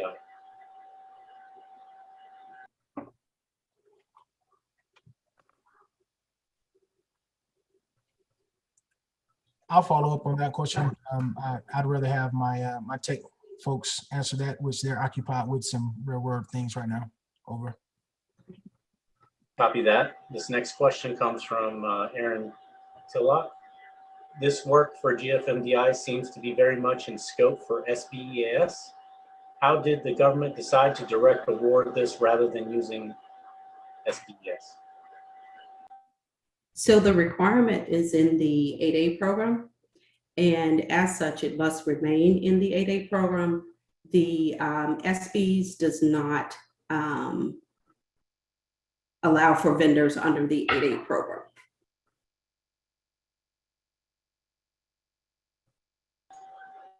All right, this next question comes from Mr. Lee Schaefer. How would an 8A become a candidate for DA? I'm sorry, can you repeat that? Yes, ma'am. How would an 8A become a candidate for DA? That company can submit information to myself with a copy to Andrew Williams and Mary Beth Watson via email. You can also contact the Stratcom team and be able to provide us your get information to provide us your capability statements. All right, I think the next question kind of revolves around the same question. So what? Good. How was the all day? All right. Roy Hodge, he asked, how should REH System Solutions 8A engage with you in order to express interest in capability briefings? Again, you can contact the Stratcom team, but I'll also make sure my email address is provided. I'll give it now, but we will be able to put it in the chat maybe, or the Stratcom folks will definitely have the email address to provide for you. My email address is Yolanda, YOLANDA.McCain, MCCAIN, @us.af.mil. All right, thank you, Ms. McCain and Captain Maxwell. There are no more questions in the chat. Next slide, please. Good morning. I'm Glenn Reagan, the Deputy Program Manager for the AFMAWAP program. Next slide, please. This contract is for the medical product line, which contains two programs. The first program is MRDSS, which enables the Air Force to monitor units, personnel, training, and equipment readiness status. The second program is the AFMAWAP program, which contains 5 applications under it. You have AIMWITS, which tracks the flying waivers. You have PEP, which tracks the physical exams. You have RSMS, which is the refractive surgery system. And then you have MPPT, which is used for the presidential budget for the medical systems. And then you have RAMIS, which tracks the radioactive material. The two programs together have approximately 16,000 users. This contract will be an 8A competitive contract. We do plan on trying to use STARS 3 if it's awarded. If not, we do have 2 fallback options if required. Some of the activities for the contract would be software, maintenance, integration, support. We'll have developer unit testing, help desk support, database upgrades for possibly MRDSS. One other thing to note is the applications currently use 3 different environments. We're in the process of moving over to the C1D cloud. We're hosted our production in the DISA environments. And then for the MRDSS application, they're in the DHA DCOPS environment. Another thing to note is both of the applications are using different types of code base. We do plan on moving the production environments to the cloud probably within the next few years. Other than that, I think that's the main information I have for you. Any questions? Yes, sir. Stand by just 1 minute. There's a question that came in prior to you. Can Yolanda McCain, would you please provide your email address inside the chat? Yes, I will. Thank you so much. All right, this question, Mr. Reagan, comes from John Mullins. Will you publish the list of systems that make up the medical systems product line? Yes, sir. We can get that posted out. And we'll also have a draft RFP hopefully in October of this year. All right, next question from Cedric Magwood. Do you have a dev and QA environment? Yes, sir. Our development currently sits in the CIA, which is in the process of moving to the cloud. And then production is in DISA or in the DHA DCOOP.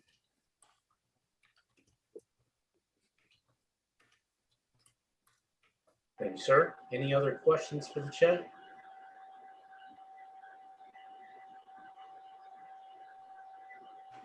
Hearing none and seeing none. Thank you so much, Mr. Reagan. Our next slide, financial systems.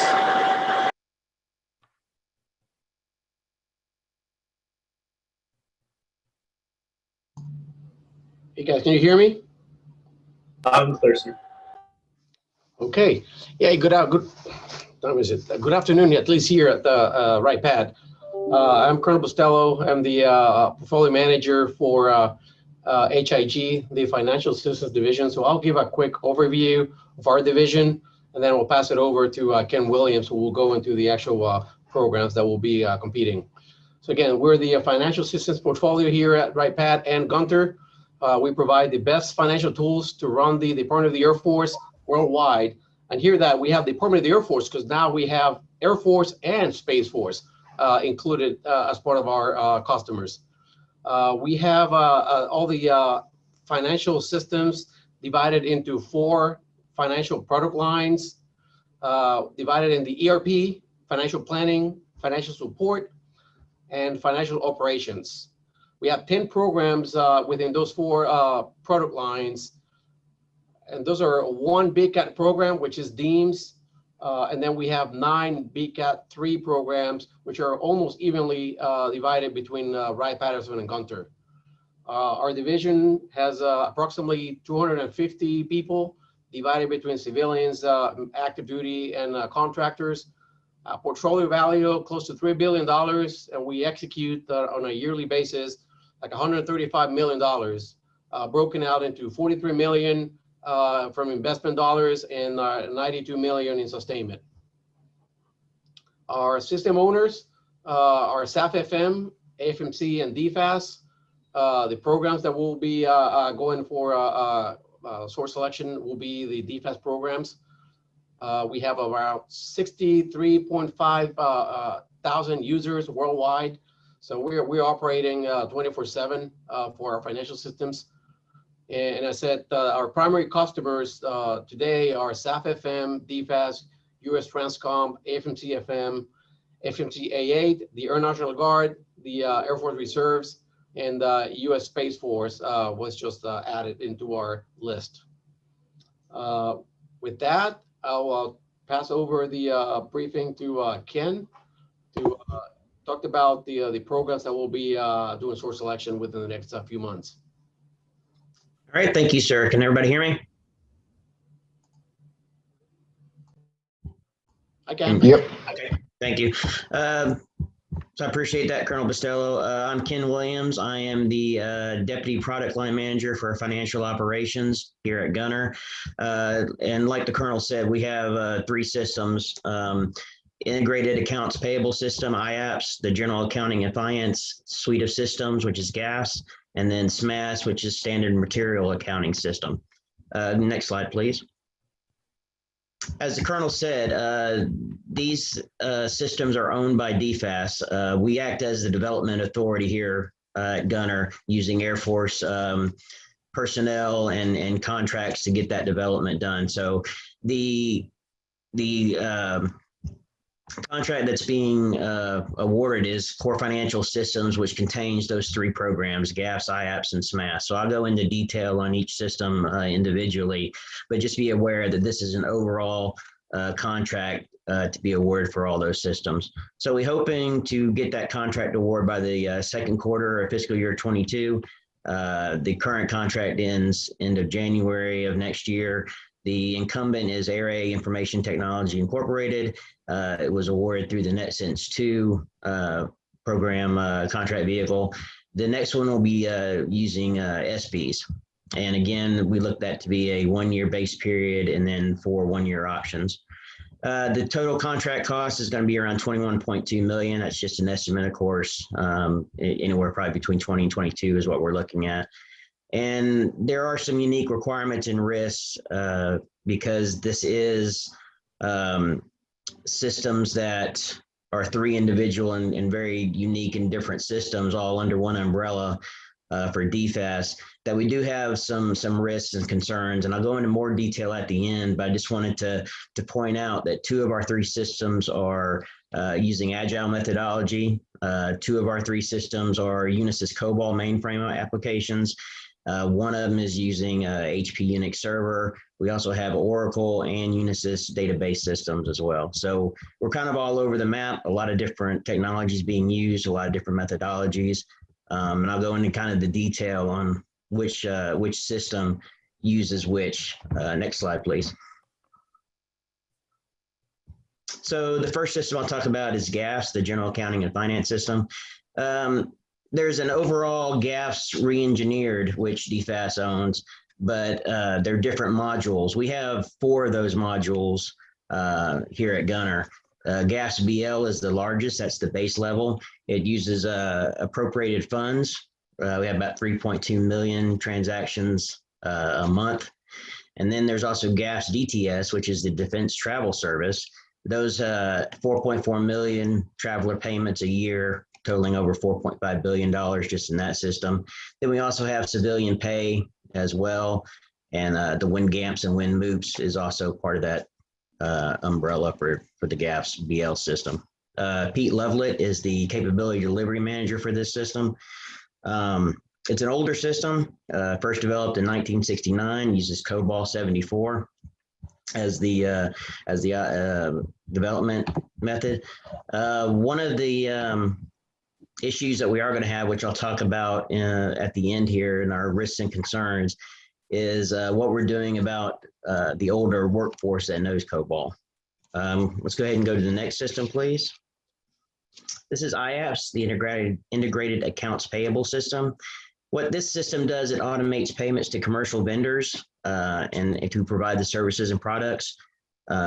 The capability delivery manager for this program is Mr. Bob Cheney. This program is actually slated for decommissioning. Right now, the target date was early 2023. That's being slipped to the right. Some of the functionality is being subsumed by other programs such as DEAMS, MOCAS, AFIPS, and of course SMAS, which is also part of the core financial systems. So some of the delay that might push it to the right is how quickly these other systems can subsume that functionality. This is also a COBOL system, uses COBOL 85 on a Unisys mainframe.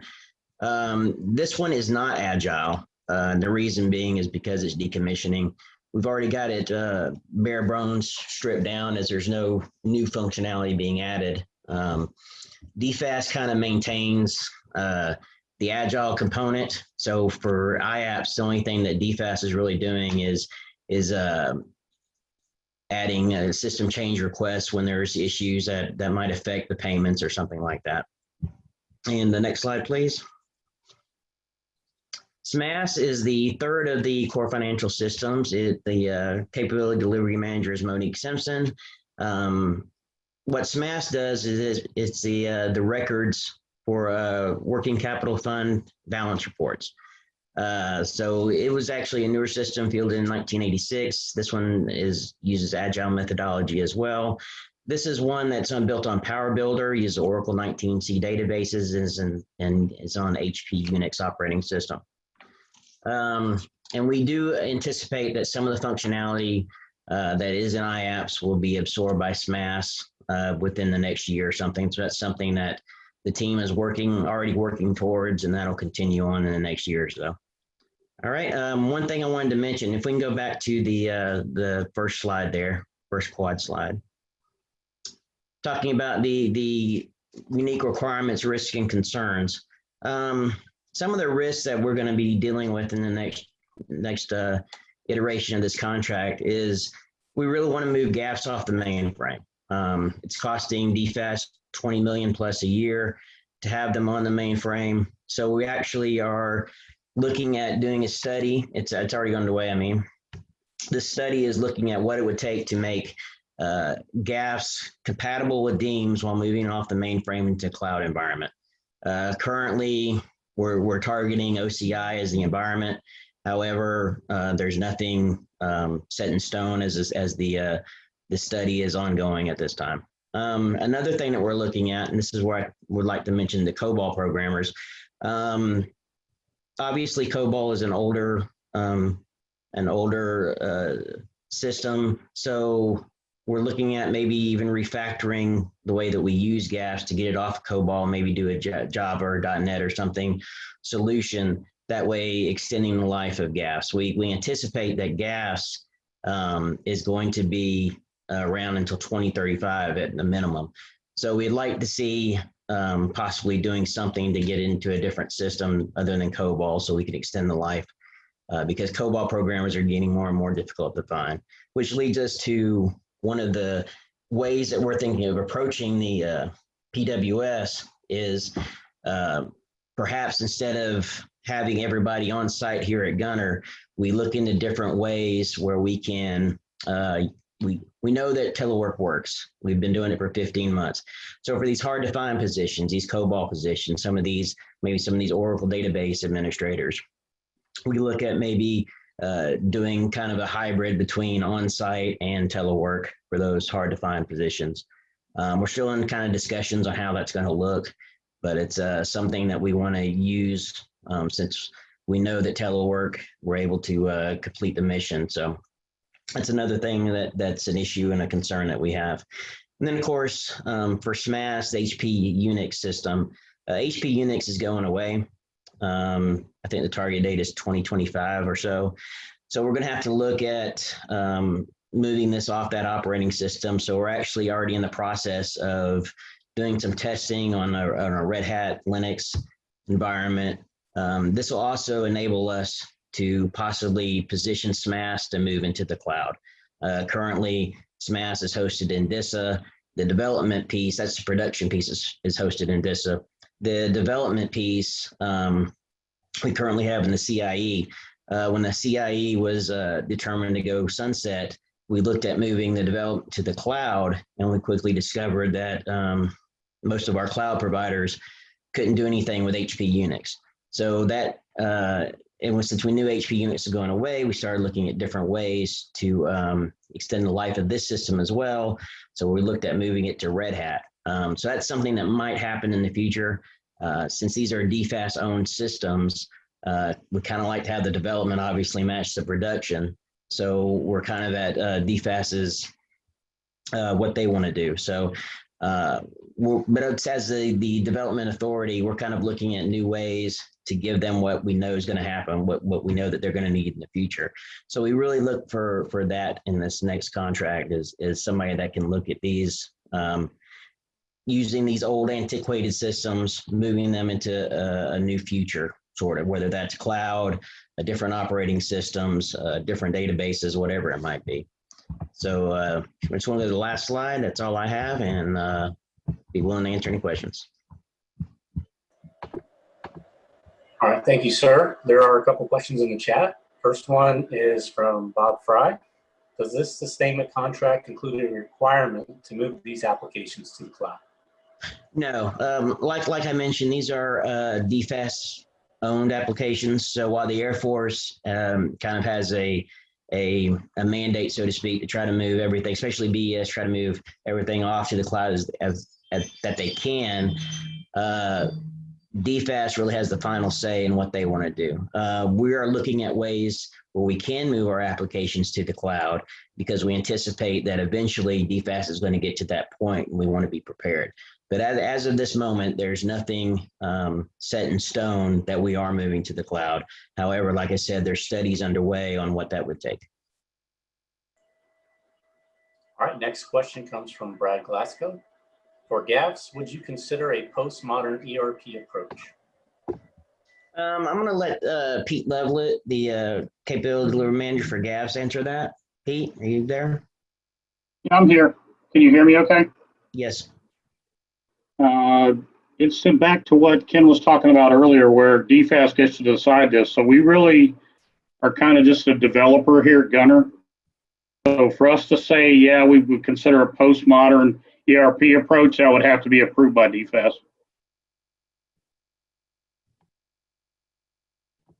All right, thank you, Pete. The next question comes from John Wilson.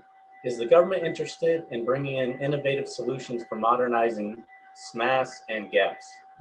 That's very similar to the last question, so the answer is pretty much the same. Yes, I think we are interested in what the contractor could bring to the table in helping us to find out what the innovative solutions might be so that we can help better prepare DFAS to get there. But again, it's DFAS's ultimate call on where we go. All right, the last question comes from Cedric Magwood.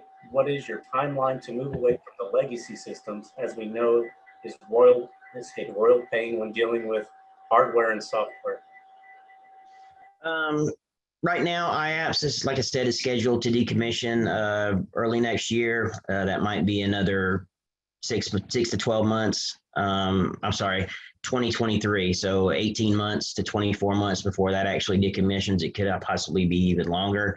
GAFs right now is slated to be subsumed by MRI in around 2035 timeframe. So it's going to be around for a while. We just have to figure out a way to better modernize it, making it compatible with DEEMS, possibly putting it on the cloud to save those mainframe costs. And then SMAS, of course, there's really nothing on the plate to subsume SMAS at this point either. Hey, Ken, I want to clarify something. So GAFs will be subsumed between MROI and DEEMS? Yes, sir, MRI and DEEMS. Correct. All right, the next question comes from Max Kimmel. DFAS is currently moving major systems to MilCloud. How will that impact what the Air Force desires to do? In this situation, Core Financial Systems, since they're owned by DFAS, we pretty much, wherever their production goes, we'll try to kind of emulate that. So if they do decide to go to a MilCloud or OCI environment or wherever they go, then we'll actually do what we can to move that development piece that we have here to wherever they want us to go. So like I said, DFAS has the ultimate call on a lot of those things. Not only do they have the call on that, since we're the development authority down here, security, ATOs, stuff like that is all handled by DFAS. The agile development teams are down here, but the Scrum Master, product owners, those are actually DFAS personnel that integrate with us. So we work very closely with DFAS. So whatever their timeline is, whatever they decide to do on moving these legacy systems or subsuming them to other systems, we actually work one-on-one with them very well to try to figure out what's the best for them, what's the best for their current system, what's the best for the development environment, and what's best overall for the entire government. Okay, next question. All right, no more questions in the chat. I appreciate it, sir. Thank you very much. Mr. Johnson, okay, there's, appreciate it.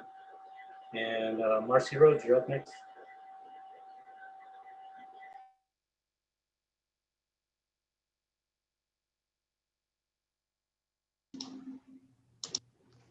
Marcy, are you available? I think Annette's gonna jump in here. Yes. Good morning. I don't think Ms. Rose is available. This is Annette Dorian. I'm the Deputy PEG Chief, and I will be briefing on the STRATCOM effort that we will be looking to award. Next slide.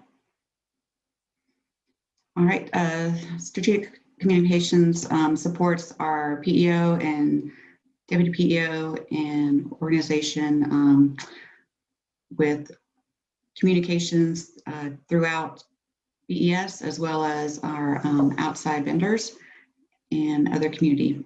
We will be awarding through 8A Direct Award and looking for a period of performance from October 21 through March 25. And we are looking or entertaining possibly a 6-month base just to kind of get us out of cycle of FY end of year work, and then with 3 one-year options. We look to have PWS available out in the 4th quarter of 21, probably around July. The estimated complete total value of our effort would be anywhere from around probably 1.4 mil. And we do have a current incumbent with certified technical experts who are under the 8A umbrella at this current time. STRATCOM, as you know, does quite a bit of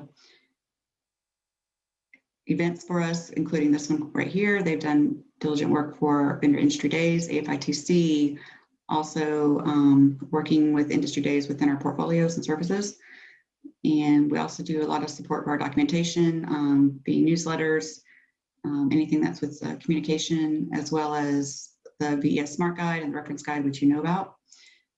Also maintaining our BES website, our social media, and other briefings and materials that we do for directors' calls and such.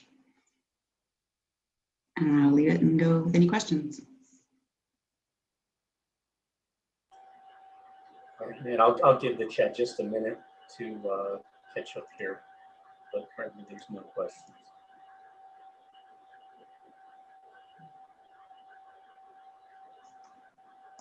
All right, I appreciate everything. Oh, there's one question. Here we go. From Bob Fry, how many FTEs is this effort? We currently have 3.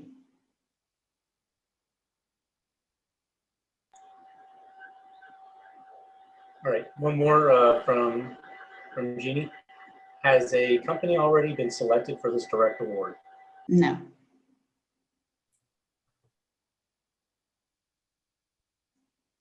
Enough. Any other questions?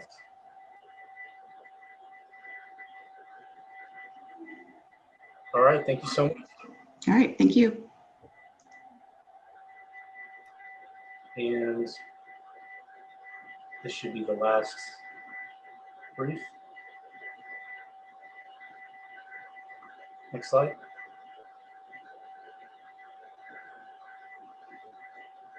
All right, before I get to you, Colonel Rabitz, we have 2 unanswered questions. If you don't mind if I get those answered before, copy that, sir.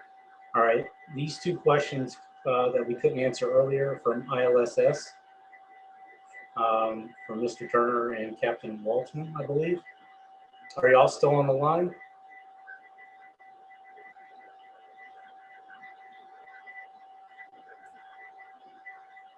Hey, Austin, what was that? I heard my name. Could you repeat that? Yes, there's 2 unanswered questions that that we couldn't get to earlier due to time, but we're way ahead of schedule at this moment. So I was wondering if you can answer a couple questions. Sure, go for it. All right, good deal. So the first question that wasn't answered was, do you have an approximate FTE level on incumbent project that you can share? We do not. Okay. I think actually didn't I thought I saw JC reply back in the text. I think he answered that. It might be buried up in the text chain. Hey, this is Herb. What was the specific question? Do you have an approximate FTE level on incumbent project that you can share? FTE meaning what our vendor used today? So let me just talk to it from that standpoint. What we witnessed is the ebb and flow based on the needs. We look at ILSS as one of the premier programs that really takes advantage of agile contracting and the space to pivot with our customer. So as an example of last year, a couple of things we did, I think it was Ms. Knotzenberger went over and scored a contest in Qatar where some airmen came up with an idea of improving shelf life. When that kind of stuff happens, it comes back through the ranks very quickly and reaches Mr. Aldridge and Colonel Ravitz. So we put that on in March and fielded it by September, October.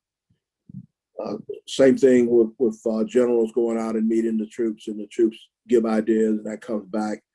So we have had to flex based on that with our normal backlog of requirements that we would do in those monthly pushes. So we've partnered well both with our service domain owners in BES, our customer led by Mr. Quiddy Lawrence, and the vendors that partner with us to do this work and having that kind of flexibility. So they've been able to move up and down in their staffing profile to fit the needs of the government. And I'll say so that it looked like Mr. Campbell replied at 11:12. I was able to find. He said roughly 14 to 15 FTE. And I should remind everybody, I was going to put my closing remarks that we're going to go through all these questions again. And you got the quick shot from the hip answer, and we'll extract the answers that we put here. But there might be some clarification or elaboration when we post the answers at a later date. Over. Okay. Was there a second ILSS question? Was the second one, hopefully this thing get answered. Do you anticipate a need for supply chain traceability across the supply chain? This is an important concern for microelectronics, for example. Well, I'm not technical, so I'm not quite sure what that means. So we'll get a better technical answer. But obviously, with all the fire requirements and the audit trail that we have to have in the system, we are very concerned about being able to track and provide the audit trail on everything that we do. But I'll let those smart guys respond to that, the James Harbisons of the world and the functional lead, Scott Hunter. Yeah, thank you so much. All right, next slide, please.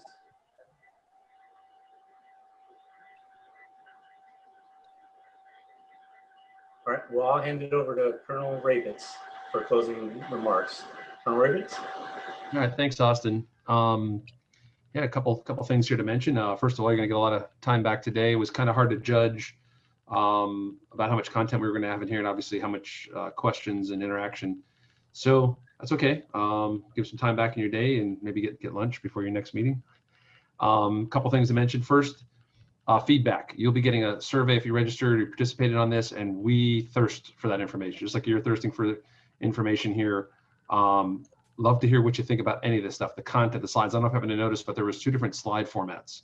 Did you like one better than the other? Things that you information that you would like to see if we can include it. We're open for suggestions, anything that this makes this better from your perspective. I don't know if we can address them all, but we want to get it. The more feedback, positive and even positive helps too. We like this. Hey, this is, we think that this can be done better. I want to hear it all. So we read every one of those comments. So looking forward to the feedback. Also, we're updating, let's see, we're working on our website here. So you can see here, Air Force BES.af.mil, and that's where we've got our reference and smart guide. Looking to get more content put up there. I know we've got requests for that. Again, the thirst for more information, but also the latest and greatest. Like I said, that smart guide, things you heard today are going to change. It's funding levels change. We don't know FY22 right now what exactly is going to occur, where money and when it's going to, how it's going to come. Shifting priorities, needs, if we have any emergencies with our systems, cloud migration strategies, that it's kind of complicated. So we do our best guess to put out there what we think we know now.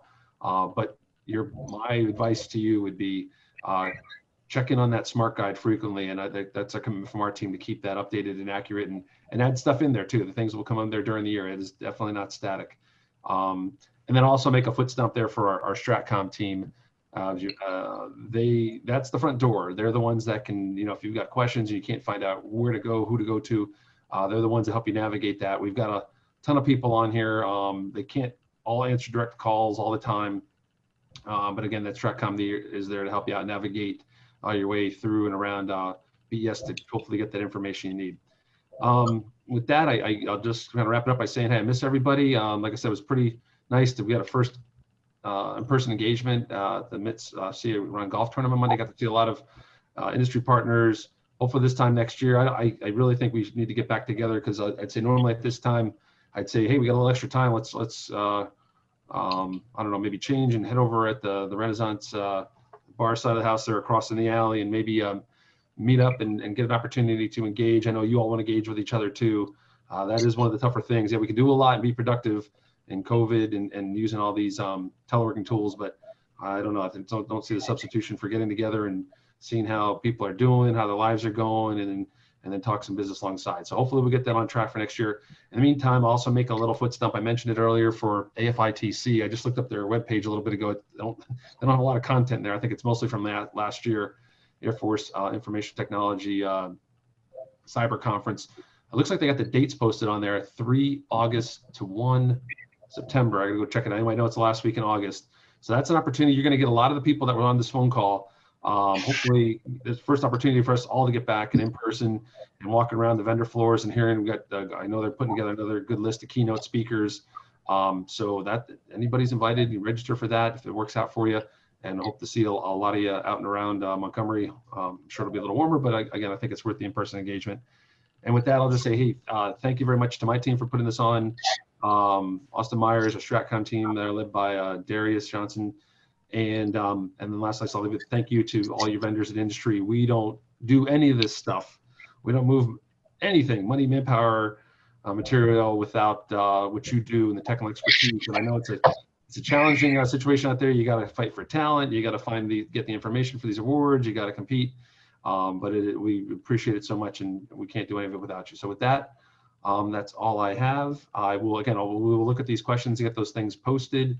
Anything else I missed, Austin or Darius? No, sir, not at this time. All right, I'm just scrolling down here because I got 5 new messages, and there it is. Somebody posted, Keena posted 30 August or 1 September in-person event. And yeah, and a couple of things, and I'll be seeing you out there and about there. Anyway, my pleasure, my fourth, probably last industry day here. We got some incredible new talent coming on board. We're excited and get them started, and you'll see some new faces here. But anyway, it's been fun. Thank you very much, everybody. Have a wonderful rest of your weekend. And it's Memorial Day. Everybody's getting out there. I'm gonna tell our military members, hey, be safe, be smart. We can't do anything without you. So take care. God bless, and see you all soon.